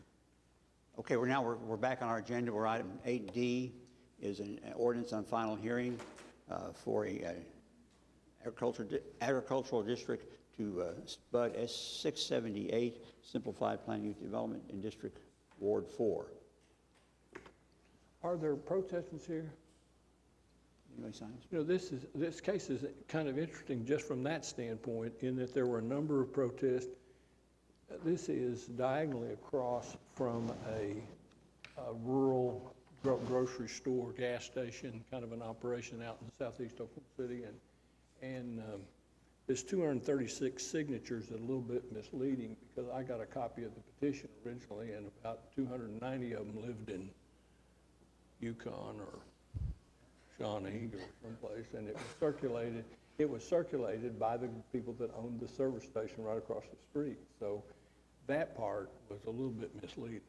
But because I attended a meeting at a church there, where the number one topic was whether or not we should approve this, and the number two topic was whether people should be able to openly carry weapons in church. It was a fairly interesting meeting, as you might imagine, but I thought that meeting might have generated somebody to come back and talk to us again about this. I've been assured that notice was properly mailed. I know that the application is modified substantially in terms of landscaping and setback and some of those things from what it was. David, why don't you come? Let me ask you a little bit about that to be sure I'm right. It's my understanding that you've modified the landscaping fairly substantially from what it was the last time. Setbacks, parking, that kind of stuff. Yes, sir. After the Planning Commission, my client went back and tried to find ways to buffer the neighbors immediately across the street. And one of the things they did was provide, in the second page of the handout you'll get, shows the significant amount of landscape that has been added to this site plan. So if you were driving down Anderson, all the landscaping, really the only way you'd see the actual building would be when you drive by the entrance. So what they did with the Spud is they have a base of rural commercial, and it's a single use. It just allows retail. So they eliminated every other use.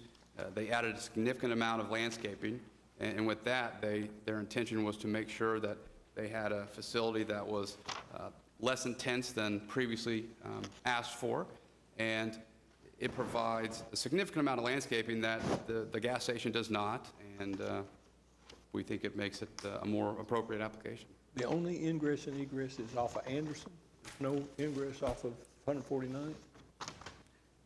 Correct, it's off of Anderson. Will there be a sign or something that would let anybody on 149th know that it was there? I believe the sign will be on the corner, and it's a 20-foot sign, and so it should alert the traveling public. How tall is it? Oh, I see it. Would you agree to not having it quite that tall? I mean, we're talking about out in the country. I mean, I hate to, I'm not big on tall signs anyway, but. 15 feet? Reduce that height of that? 15 feet. Better than 20. 5 feet better than 20, matter of fact. How about 10?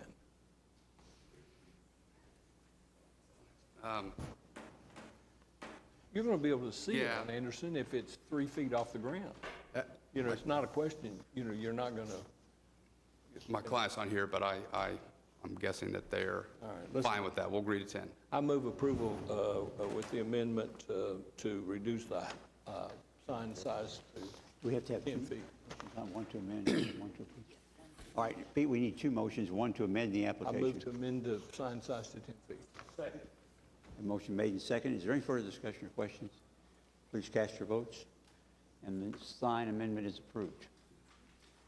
Now we have the vote on the item itself. I move approval as amended. A motion made and second to approve item 8D as amended. Is there further discussion or questions? Please cast your votes. And item 8D is approved. Now, there was only 6. I'm not sure if, I think we had protests on this, so I believe we need a 7th vote. There was only 6 lights. Okay. I'm not assuming what the light will be, but we do need 7. Thank you. We've got 7. It was difficult, David. Meg, thank you very much.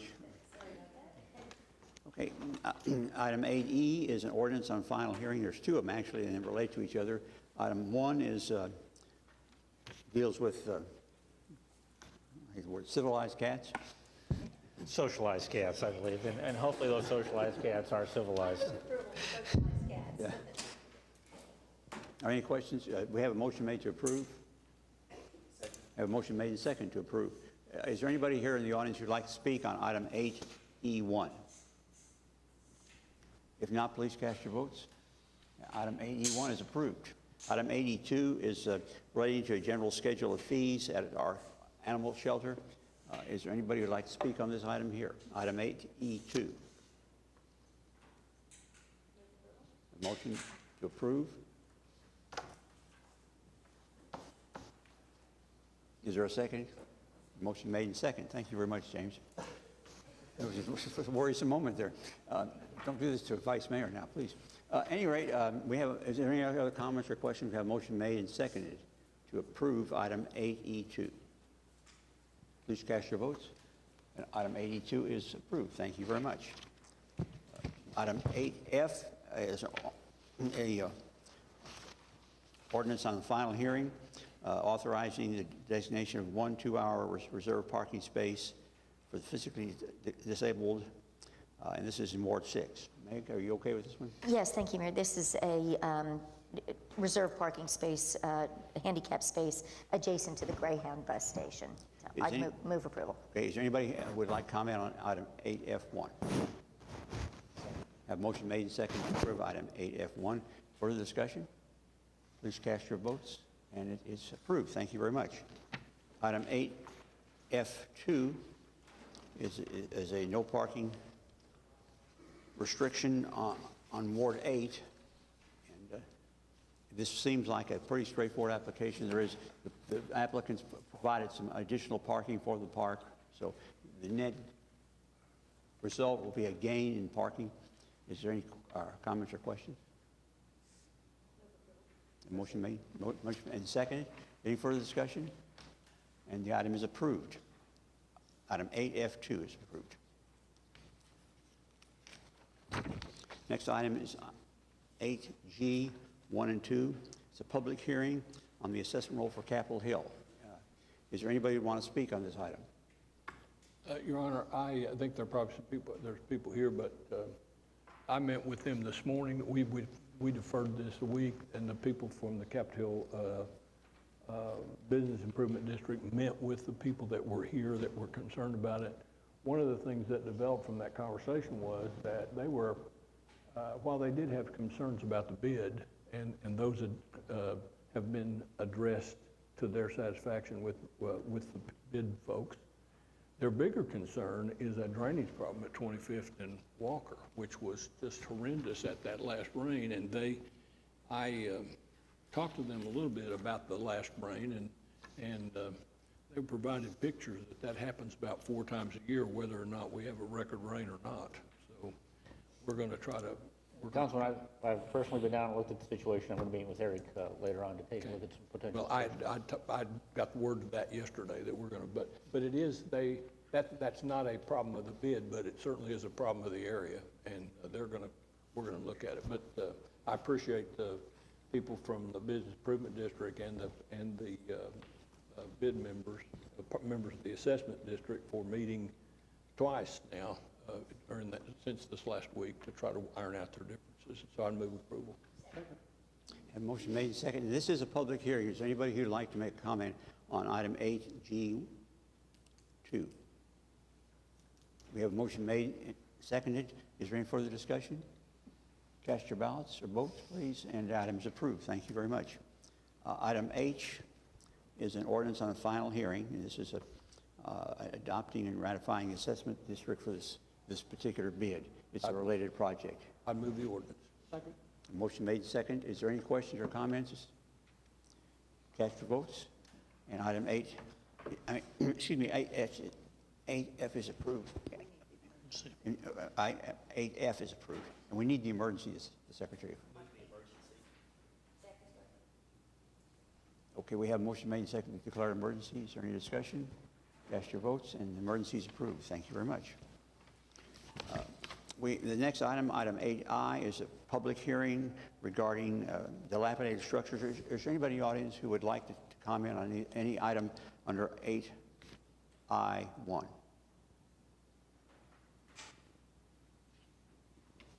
Anybody sign up to speak? Okay. Motion made and second. Is further discussion? Cast your votes, and the item is approved. Thank you very much.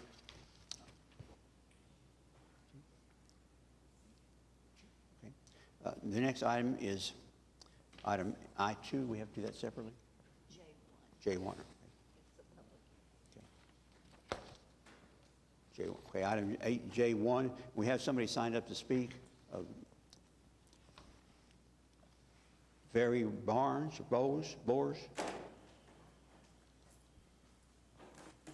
And we have your address. Vern Bowers. Vern Bowers. Thank you, Mr. Bowers. I apologize, but... No problem. My handwriting, I was a little nervous when I filled out the form. I just want to point out that my property was unsecured due to vandalism. It's been a high vandalism area for a long time. And excuse me, Mr. Bowers, would you tell us which property you're talking about, please? I'm sorry, 1512 North McKinley. Okay, thank you. It's item 8B, 8JB. Okay, go ahead, please. I'm sorry to interrupt you. I have secured the property and cut the grass, the rank weeds that were there. As far as debris, somebody dumped a couch on my driveway. So I don't know if they're the person that complained to the city about the property, but that whole neighborhood has an ongoing problem with vandalism and graffiti. So I would like to ask the city to, I know you probably do have an increased police presence as far as patrols and everything. Try to keep up the property.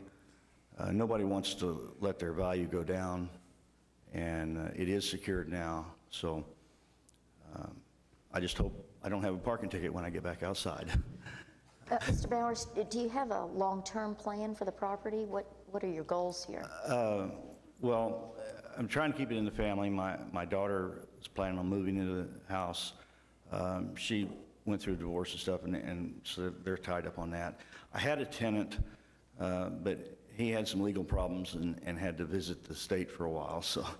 So I, you know, it's not really vacant, but it's not occupied 100% of the time. Well, Charles, have you had an opportunity to go past? These photographs were taken on the 10th. Yes. And today is the 18th, I think. So have you had a chance to go by to see if it has been secured? No, but we, as routine, after we do this, right before it goes to contract, we revisit the property to make sure that the same conditions exist. If the property is secured, we dismiss the case. Okay.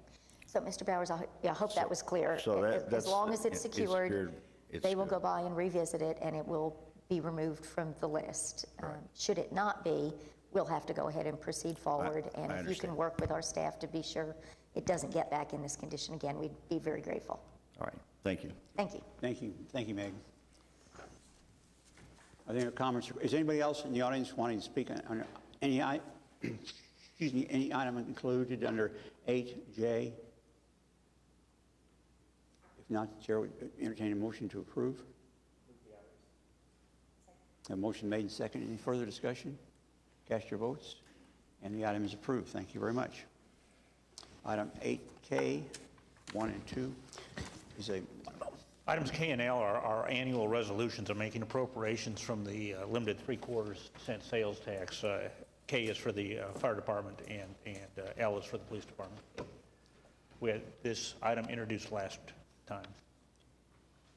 Is there any comments or questions? This is a public hearing on this item. Motion made and approved to move it forward to a final vote next session.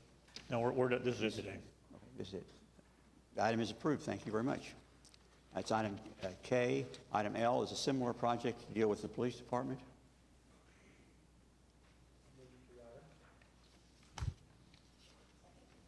Motion made and second. Any questions on item 8L? Cast your votes, and the item is approved. Thank you very much. Item 8M is a revocable permit. We have somebody signed up, Laura Mascrat. This is for the North Hudson project.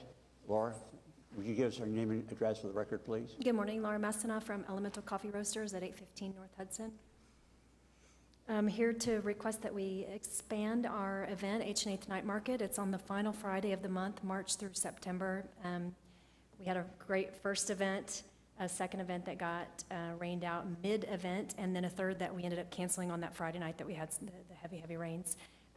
June is looking to be bigger. We have more and more trucks and other vendors that are interested in participating.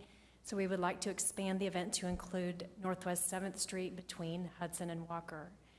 It changes our closure request to include Hudson all the way down to 6th Street by the federal campus, so that traffic will not enter Hudson and then not be able to turn around and head back south. So our intention is to make that event in an L shape on Hudson and on 7th Street. And even long-term, I don't intend to expand beyond that. We might use a portion of Hudson south of 7th for the purpose of showing a movie, if we can pull that off. But the event is about the size that we want it to be. We want to become more selective on the vendors that are coming and make it a better event instead of a bigger event. So this will be the last time you'll see me asking for an expansion. I do also want to thank you, the city, and the council for being so supportive of this event. It's been great to work with a single point person. It's made it really easy to be clear on what I need to do and make sure that we're doing everything right. So I appreciate that. And I also want you to know that I do believe this event has a big impact on Midtown, and that it's really pushing our neighborhood forward. We have several new tenants that have come in within a couple blocks of our space that are coming to us eager to work on this project and to really make it a part of the community and the development in Midtown.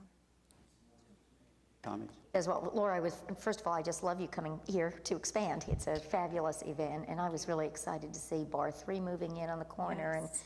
And there is now the really, Nature Conservancy right there on 7th Street. Exciting. Yeah, the Nature Conservancy's office is just down there as well. It's very exciting opportunity. And I also appreciate the fact that you were willing to work with the federal campus. That is an issue, and I was glad to see that you all were able to come to resolution. So look forward to seeing you down there, and I would move approval. Thank you. A motion made and second to approve. Any further comments or questions? Cast your votes, and the item is approved. Item 8M2, we have somebody signed up to speak on that. Jeanette Smith. This is for a fireworks demonstration. Jeanette, may we have your name and address for the record, please? Yes, Jeanette Smith. I'm with the Bricktown Association, 2 South Mickey Middle Drive. I'm here today on behalf of the Red Hawks and the Bricktown Association to talk about the July 4th events. On July 3rd, the Red Hawks will be playing a game, and at the conclusion of their game, there's going to be a fireworks show. And then on July 4th, we're staging the Bricktown 4th Fest, which is going to include some live music in the Bricktown district on the corner of Sheridan and Oklahoma Avenue. And then at 9:30, we're going to shoot some fireworks. So really today, I'm here for the revocable to close Sheridan Avenue for the staging of those fireworks. We have talked with the fire marshal, as well as the Bricktown Police, as well as all of the property owners and those properties that are adjacent to the area that we're going to be shooting the fireworks from. And I believe we have all the paperwork in order, so we're just asking for your approval to secure that area. Are there any questions? Quick commercial, if I could. Last Friday night, my wife and I had an opportunity to go down to the ballpark, and you had fireworks after the ball game there. Great venue for family entertainment. A lot of families down there enjoying it. If the Red Hawks had played a little better, it would have been a perfect night. But I just encourage everybody to come down and avail themselves of the Red Hawks and the fireworks when they have them. Thank you. Is that endorsement a motion for approval? That's a motion for approval. Thank you. We have a motion made and second to approve this permit. Any further questions or discussion? Cast your votes, and it is approved. Thank you very much, Ms. Faith.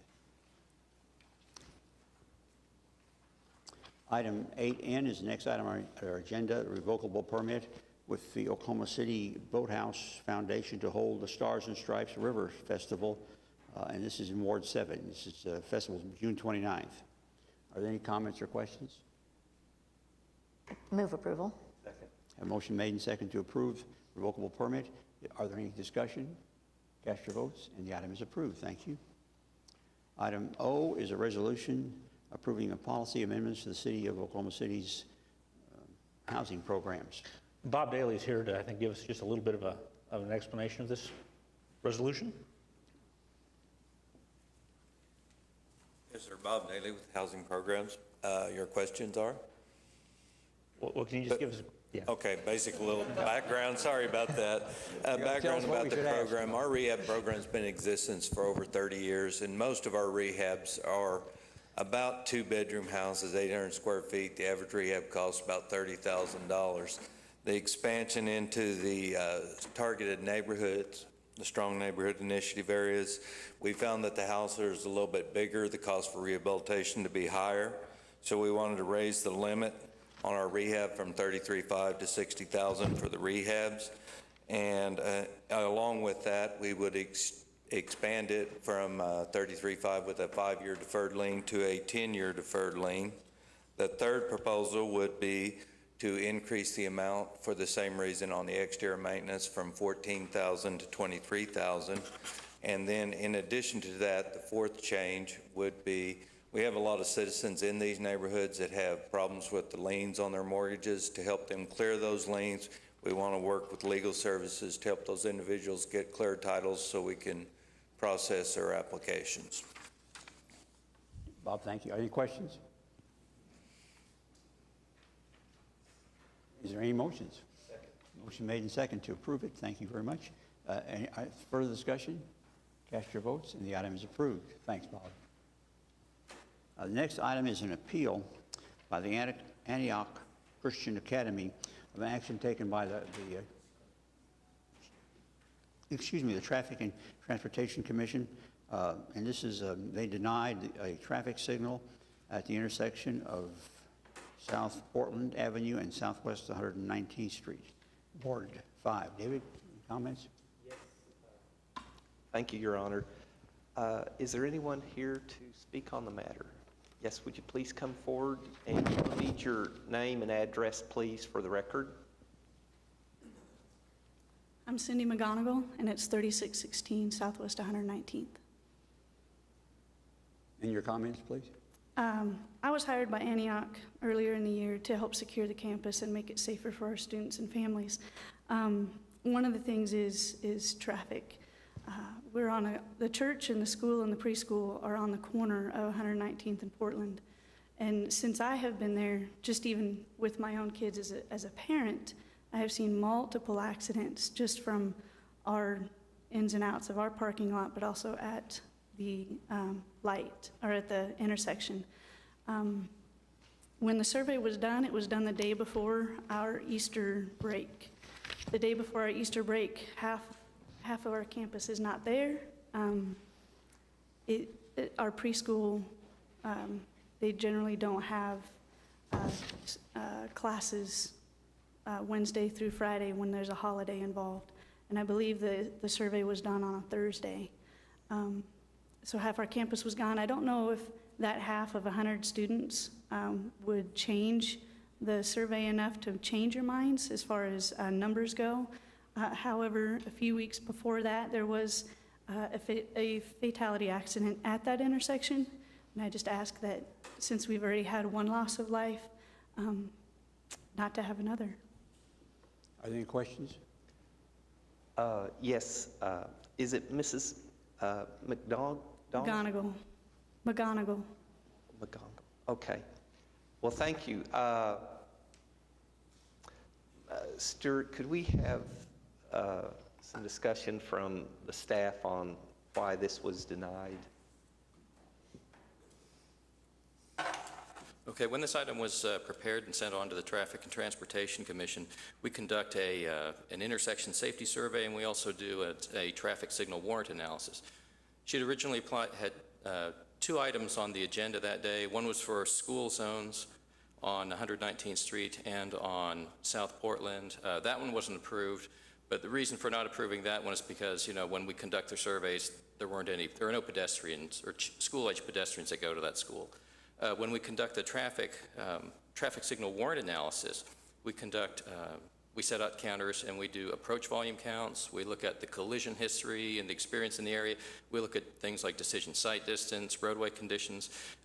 This particular intersection, because because the speed limit on Southwest 119th Street is posted at 45 miles an hour, it allows us to use some different traffic volume criteria that are established in the manual on uniform traffic control devices. In this particular case, there was one of the 9 signal warrants that was satisfied for the intersection. That was warrant number 3, which was for a peak hour volume, although the manual says that you can use that warrant if you've got an unusual circumstance, like there's a high traffic generator like a factory or some other large generator that will disperse traffic into the network in a somewhat of an unusual condition. In this particular case, it did manage to meet that one warrant, but overall the collision experience is low. There are no sight distance issues present. So aside from that one reduced warrant, there was no other indication that a traffic signal is warranted at this intersection at the current time. Okay. May I ask a question? Would the applicant be able to request another study, say, within the near future, just to see if the fact that it was performed a day before a holiday had any impact? Could they apply again? Yeah, we can certainly conduct another study. I mean, because all we'd be doing would be updating our traffic volume, our approach counts, and updating the collision history and running it through the same warrant analysis. Okay. Would it be better if they waited until September to perform that study, or? Yeah, but both schools will be in session by mid-September, so we'd have to wait till mid-September. Okay. It's difficult for us to go against the Traffic Commission's recommendations without additional evidence that may not have been present when they made their application. I am aware of it is a fairly busy street just from a layperson's perspective, and I recognize your concern for that. But I just don't think we have enough information at this time to override the Traffic Commission's recommendation for not including a traffic signal at this time. But again, that would not prevent from another application being requested this fall, say in the middle or late part of September, to see if that would warrant a change in their recommendations. And Mr. Couch, just because a traffic signal is approved, there is still a problem with funding. Isn't that correct? Right, that's just a step in the process. This would not be a funded signal at this time. And that could still take another year or so to find the funding to have one? Or longer. Or longer. So I apologize. No, I wish it was an easier process to go through, but it's a somewhat complex one. But I do appreciate your time and concern, and I share it. It's probably going to create more trouble, but you could also consider making an application to adjust the speed limit along 119th Street if you felt like that would have an impact. Because it's right off of interstate, off of I-44, people still have in mind to go fast. And you could probably put it to 30 and they'd still go 50 plus, so. Yeah, we could at least do this for you, Mr. Couch. We could ask for additional surveillance from the police department. We can get some more enforcement down there. Yeah, just to enforce that speed limit, because if it's posted 45, people have a tendency to go 50. And so anything we could do to help you, we certainly will. Stuart, just from an education standpoint, what does it cost? What would it cost to signalize an intersection like this? Well, just to stand a traffic signal by itself, it'd be probably, due to the size of this one, it would be in the neighborhood of about $100,000. When we presented this to the Traffic Commission, and basically left it at their discretion as far as which action to take on it, one of the staff recommendation was that if the commission voted to recommend approval of this particular item, that it would include roadway improvements to 119th Street to create turn lanes. So when you consider the roadway improvements that would be needed, you'd probably be looking in the neighborhood of about $500,000 for a combined signal and roadway project. Okay, but a standard light fixtures or traffic signals would cost roughly $100,000, yeah, just to keep that in our mind. So, okay, thank you. How many children attend the school and the church? Between the preschool and the academy, roughly 200 kids. And we go from 2 years old to 8th grade. And that's how many days a week? That's 5 days a week. So what's the threshold for declaring a school zone? I mean, we have the 45-mile-an-hour speed limit next to a school with 200 kids. Well, what we use is when we evaluate a location for a school zone, we go out and conduct basically what we call a school-age pedestrian study, and we look to see where kids are crossing the school to get there. Because ordinarily, we provide school zones at locations where a crossing guard is likely to be posted to assist kids on their way to and from school, whether they're on foot or on bicycle. That seems a little bit of a self-fulfilling prophecy. If there's 45-mile-an-hour speed limit, no crosswalk and no signalized intersection, who would walk there? I mean, so you're saying that there's no pedestrians, so we don't need to accommodate. Is that? If I may just say this, south of 119th Street is Early Wine Golf Course at Portland, and then, which is on the east side of Portland, going all the way to 104th Street. On the west side of Portland is a commercial development, so there's really no residential development south of Portland, nor is there any east of Portland as far as children who would be able to walk there. Their closest neighborhood would be coming from the south. There's residential developments along Portland as you get closer to 134th Street. So it's strictly the number of kids walking to school is how we determine whether a school zone should be implemented. Well, and the potential for them, because in this particular location, the school is located on the southeast corner of 119th Street in Portland. To the west of Portland is I-44, so there's really no traffic, foot traffic that comes from the west, because no one's going to be, no one of the age that would be attending that school would be crossing, an interstate highway bridge. And like Councilman Greenwell mentioned, the nearest subdivisions are actually to the south on Portland Avenue, but they're on the same side of the street as the school, and outside of that, they'd be north and east somewhat of Early Wine Park, so there'd be quite a walk. Do you think lowering the speed limit would help? I don't, just because it's right next to I-44. If it would work, it would be great. It'd be a good option. But almost all of our students, they're 2 years old, they're brought in by their folks. So we're talking about we've only got a couple of 7th, 8th graders that walk, which is why I didn't petition the school zone, just because the majority of our parents drive in, drop their kids off, walk them inside, and then leave. Sure. I will say this, the Moore Public Schools has a plan to put in, I believe it's a new junior high along Portland Avenue. Eric, can you help me remember, is it south of 134th Street or is it between 119th and 134th? I don't recall specifically, but it's definitely at least a mile south, and it may be 2.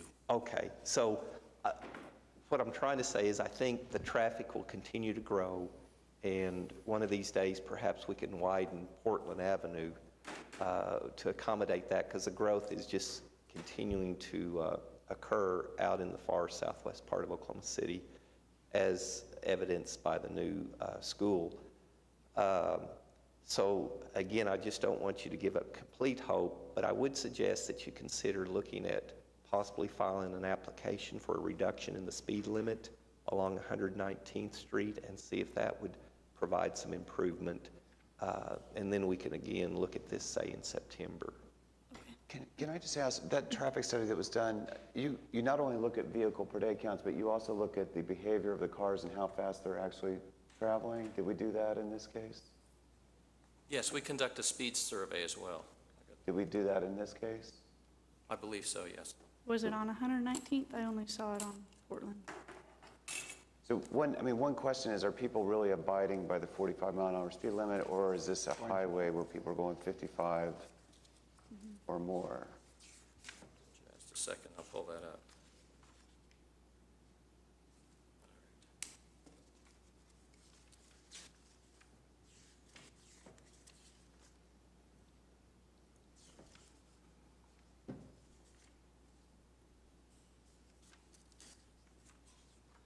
If you give me a chance, let me pour through here. I brought quite a bit of information with me to tear through. I'll be right back with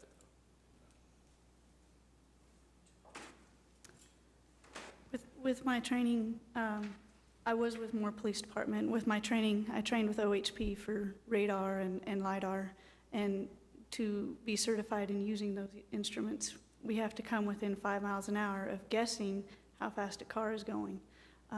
I could stand out there and pick out, cars are going 55, they're pushing 60. And if we're not within 5 miles an hour of so many cars, we don't get that certification. We can't use the instruments. I'm fairly confident in just my training, knowing these cars are going significantly faster. And I would agree with that just from a lay perspective. When I go down 119th Street, it does seem like people tend to go above 45 miles an hour. And so, again, we can certainly provide additional police surveillance as far as the traffic goes to help, offset some of that. And it does seem to have at least a temporary impact on people driving above the speed limit.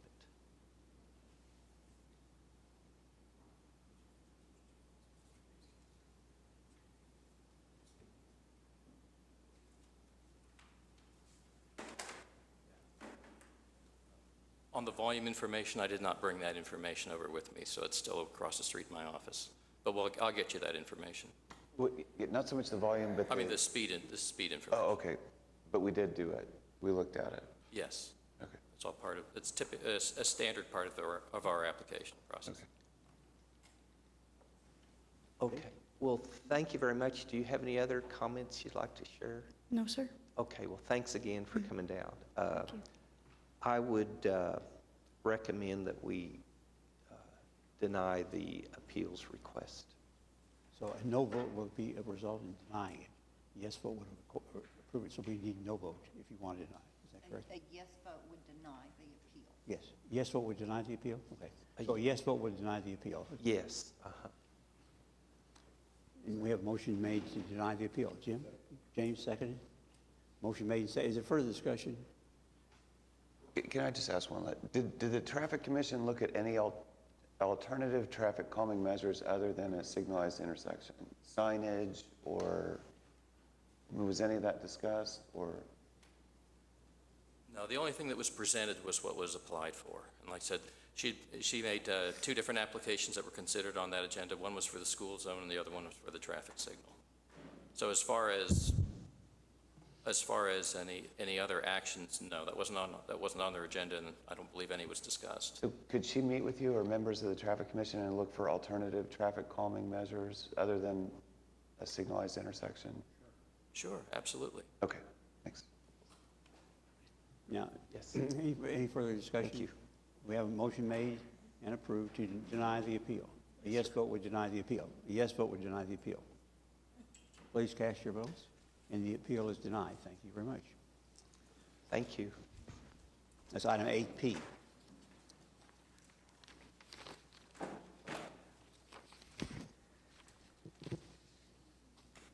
Moving right along, item 8 O is a resolution. Q. Q is Q. Thank you. It's a resolution authorizing and approving an extension and modification of Oklahoma City Economic Development Trust. Is there any questions or comments? It's continuing the Del TIF. This item has been through the Economic Development Trust. Got a very good refinancing rate. That's correct. Motion made and second. Any further discussion? Cast your votes, and the item is approved. Thank you very much.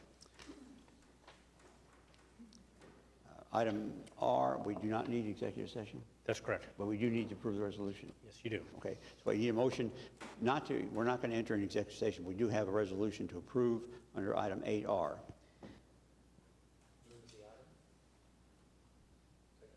Motion made and second to approve this item. Is there any further comments or questions? Cast your votes. And item 8R2, pardon me, 8R1 is approved. Thank you very much. Item 8S, executive session. We would like to do a short executive session. Okay, we need a motion to move this to executive session. A motion made and second. Further discussion? And the item is moved to executive session. Thank you. Item 8T.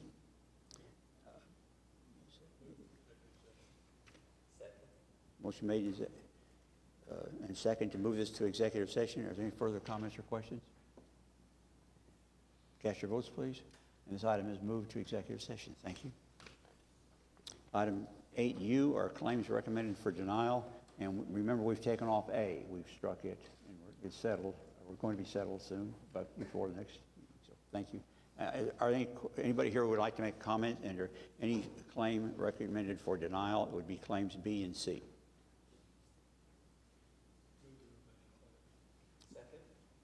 Motion made and second to approve the remaining claims. Please cast your votes. To deny. Deny. I'm sorry. Thank you. We approve the issue for denying claims. Okay, thank you. Cast your votes, please, and the item is approved or denied, whatever. Item 9A is claims recommended for approval.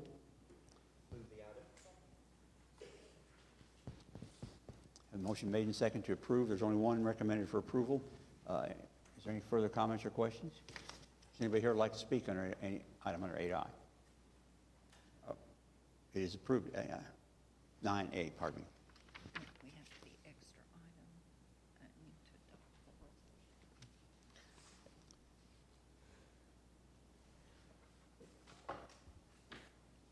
Okay, we have an item that was not included. To a resolution authorizing the municipal council to confess judgment. For the record, it was a late posting. It was legally posted. It was legally posted, but it was late. It was posted after the original agenda went out. And or enter an executive session. We don't need an executive session. We just need to approve the resolution. Is that correct? That's correct. Okay. Is there any comments or questions?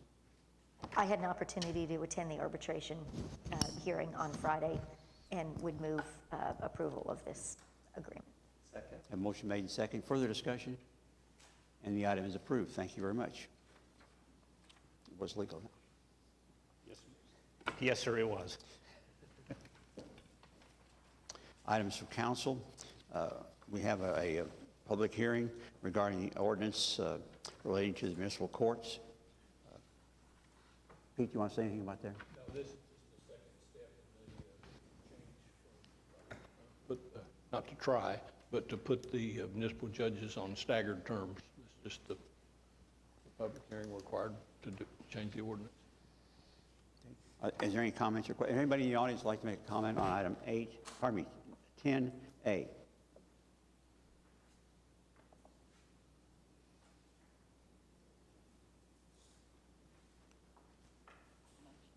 Pete made the motion. Second. There was a motion in there, I'm sure, somewhere. Anyway, all those in favor say aye. Or, pardon me, cast your votes, please. And the item is approved. Thank you. Item 10B is a resolution approving travel expenses for Councilman John Pettis. Motion made and second. Anybody who goes to Milwaukee in the summertime has my condolences. Is there any questions or comments? Cast your votes, please. And the item is approved. Thank you very much. I'd stipulate it's better going there in the summertime than it would be the wintertime.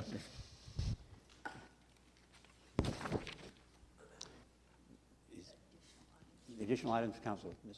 Meg, again. Just very quickly, I want to congratulate the YWCA. They had a fabulous event on Saturday evening out at the Cowboy Museum. It was their annual Purple Sash event, extremely well attended, and it's just some of the most heart-wrenching and heartfelt stories from women who are victims of domestic violence who have been helped by the programs and the opportunity at the shelter. It was very well done, and Jan Perry just did an outstanding job along with her committee. David? No, thank you. Pete? Just a comment. I read that Justin Jones, who's the head of the Department of Corrections, is resigning, and had some comments with regard to his resignation. And he's a fine public servant, and he will be missed in Oklahoma. And I agree wholeheartedly with his comments about private prisons. Larry? Thank you, Your Honor.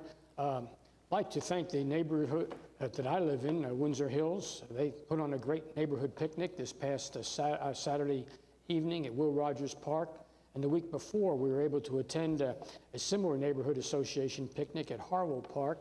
I'd like to encourage all the neighborhoods to put together neighborhood picnics during this time of the year and to consider using the public parks that we have that Wendell maintains. The venues in both cases were very clean, well appointed, and just a great experience. Thank you, Your Honor. Ed? Tonight at 5:30 at the, I guess it's now the Chevy Event Center. It used to be the Coca-Cola Event Center. In Bricktown will be the ODOT's meeting on the Oklahoma City Boulevard, which has not been particularly well advertised, or wasn't initially, then it got canceled because of the tornado, rescheduled to tonight, still not well advertised. So I want to invite everybody out. Jim, do you know about what will be addressed tonight, or the agenda, or Eric, or? Well, it's primarily to take a look at that fourth contract section, the area between Walker and Western, that was so heavily discussed earlier. But to present further information on that area. In terms of an environmental impact assessment, or what the Federal Highway Administration thinks about it, or? Eric, can you tell us about the scope of the meeting tonight with ODOT as it relates to the area between Walker and Western? The meeting tonight specifically is a continuation of the design process that ODOT's underway on the boulevard. If you recall, the last meeting held in December still raised a number of questions that were heard by Federal Highway Administration.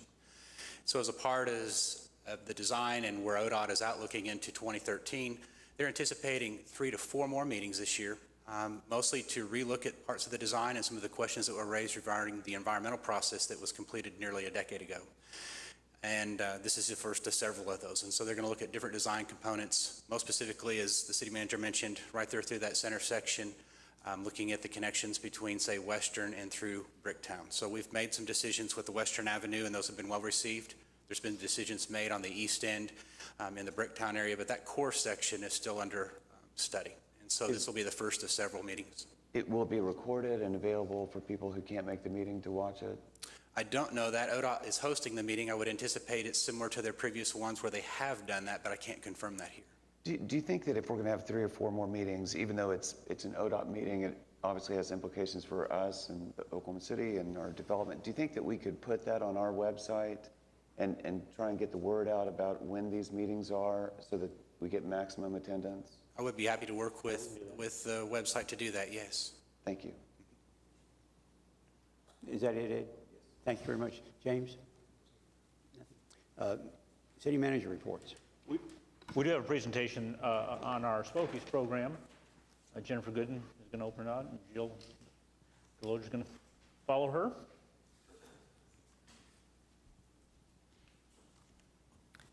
Good morning. I'm Jennifer Gooden, Sustainability Director.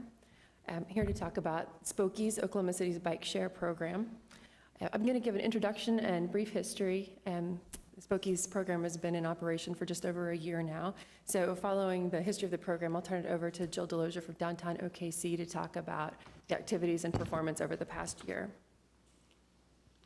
Bike share's roots in Oklahoma City date back to 2008, when having a bike share program was identified as something that would be of benefit to the city in the Downtown Strategic Initiative.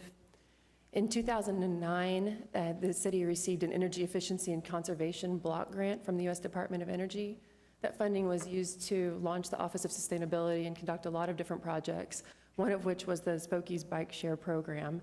And that funding was used to pay for most of the startup and equipment costs for the Bike Share Program.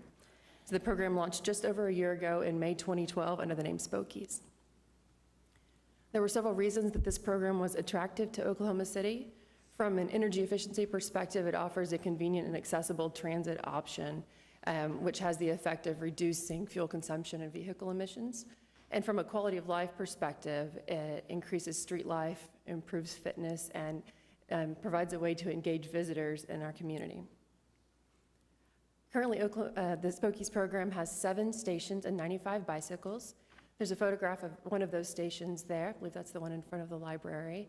Each of those stations is a fully automated solar-powered station, so it's self-contained, and memberships are available to users by the day, month, or year. This map shows where the 7 existing stations are.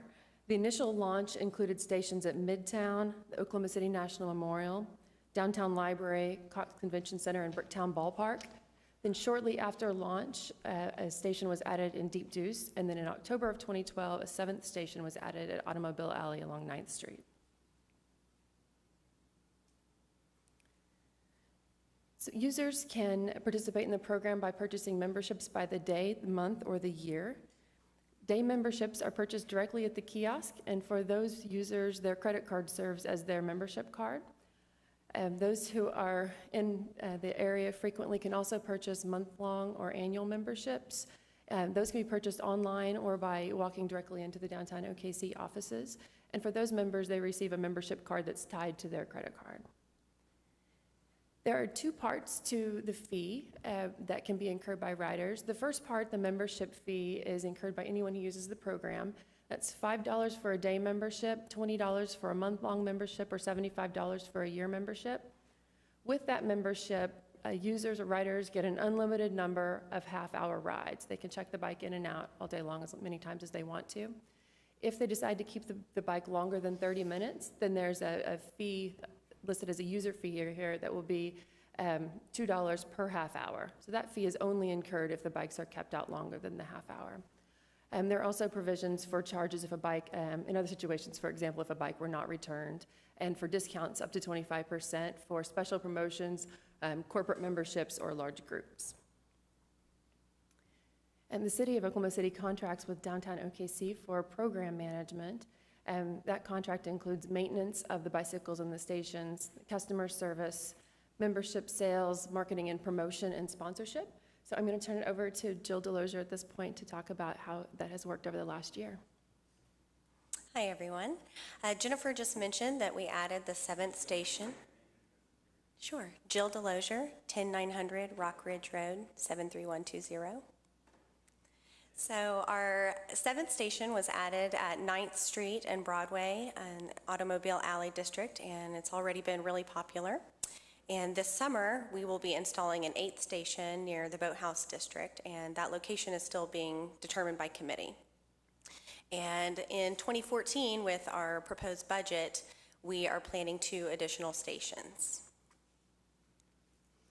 In the past year that Spokies has been in operation, we've heavily promoted it with print media and radio, but we've also done events that have been really the best way to promote the program. So we've done some public bike tours last October, and then another one this spring with the Office of Sustainability.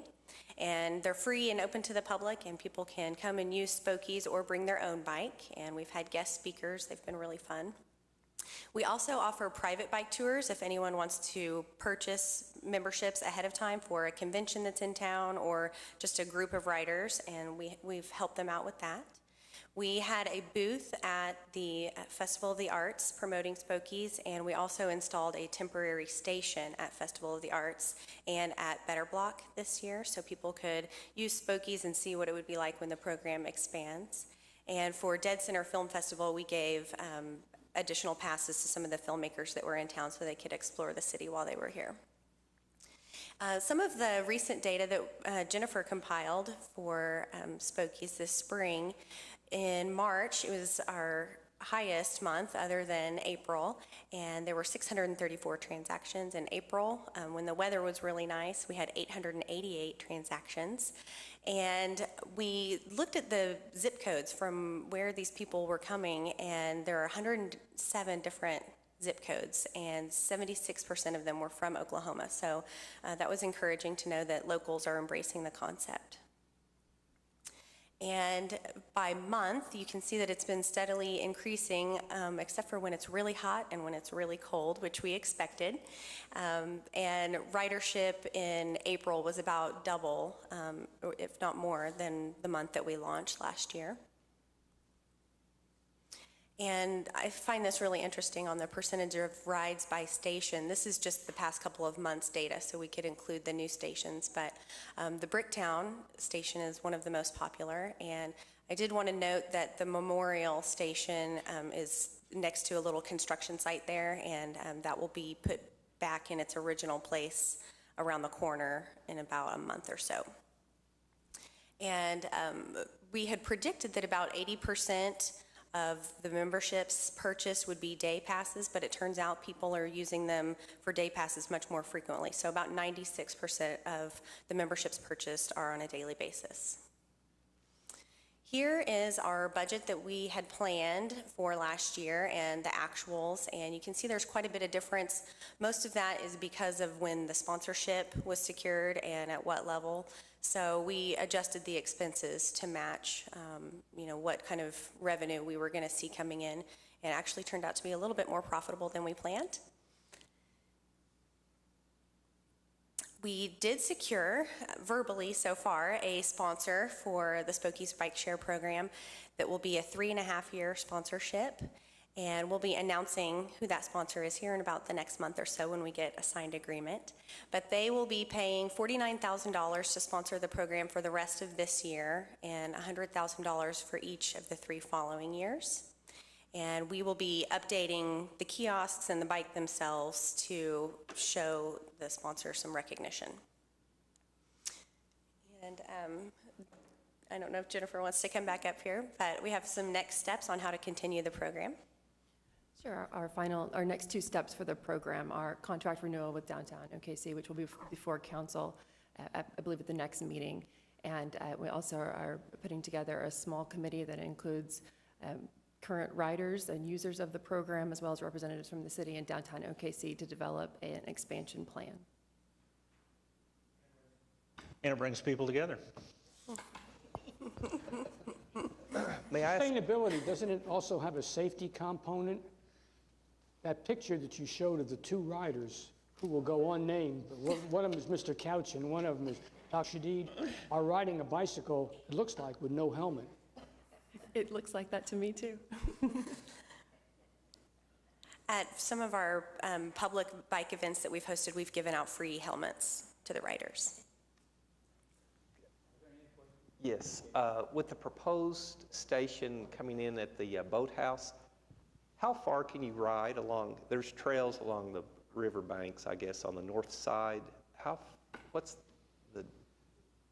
far can you ride on a bike? South Trail is 13.4 miles round trip, and the North Trail is about 14.5 round trip. That's a long ways. You'd really have to hustle to get in within 30 minutes, I'd say. My understanding is that the Boathouse intends to continue their bike rental program for those who intend to use the full trail, and that the Spokies station would be used primarily by people who wanted to go back and forth between the Boathouse district and downtown and the rest of the station. Or Bricktown. If you're at the Boathouse district and you want to go up and have lunch in Bricktown, you can do that and drop it off at the Spokies station. That's more the intent than actually going up down the trails. Okay, thank you. So the capital, you budgeted 140,000, but you only needed 7. What was that? The original capital budget was put together in anticipation of a sponsorship with a different sponsor. It didn't materialize as planned, and that original plan would have included a larger expansion during this last year. So because the sponsorship wasn't secured, we didn't do the expansion. Okay. I think Larry's point is actually a really good one. I mean, what do other cities do about helmets? Different cities are experimenting with that now. The bike share programs really came into existence first, and now they're thinking about other amenities like that. It varies by whether or not cities have helmet laws, but there are some new technologies that are coming out with helmet dispensers. You can imagine the logistics of that are a little more complicated than the bikes because you have sanitation issues, and also the helmets have to be equipped with impact detection sensor, because if anybody ever does have an accident wearing that helmet's no longer safe to protect someone else. So that technology is evolving. For the record, I've ridden with Dr. Shadid before, and every other time, outside of that pilot time with the Spokies, he has worn a helmet. You worn it? Yes, I have. It's a BYOH, bring your own helmet, I think it's the plan. I have a comment. The logo is awesome, so whoever designed that's really good. And then the other thing is how much is the contract that we have done in the past with downtown OKC? Last year's contract was about $93,000 for all of those services. Okay. And what fund does that come from? It is encumbered through the general fund, but as the revenue comes back in from the sponsorships and the bike user fees and memberships, those reimburse that. So we actually came out without using any general fund monies this year. Thanks. That's all I have this morning, sir. Okay. Citizens to be heard. Is there anybody here who would like to address the council? I know we had some young members, young citizens just come in. If they want, you probably just want lunch. Okay, we will recess, go into executive session. We'll be back shortly.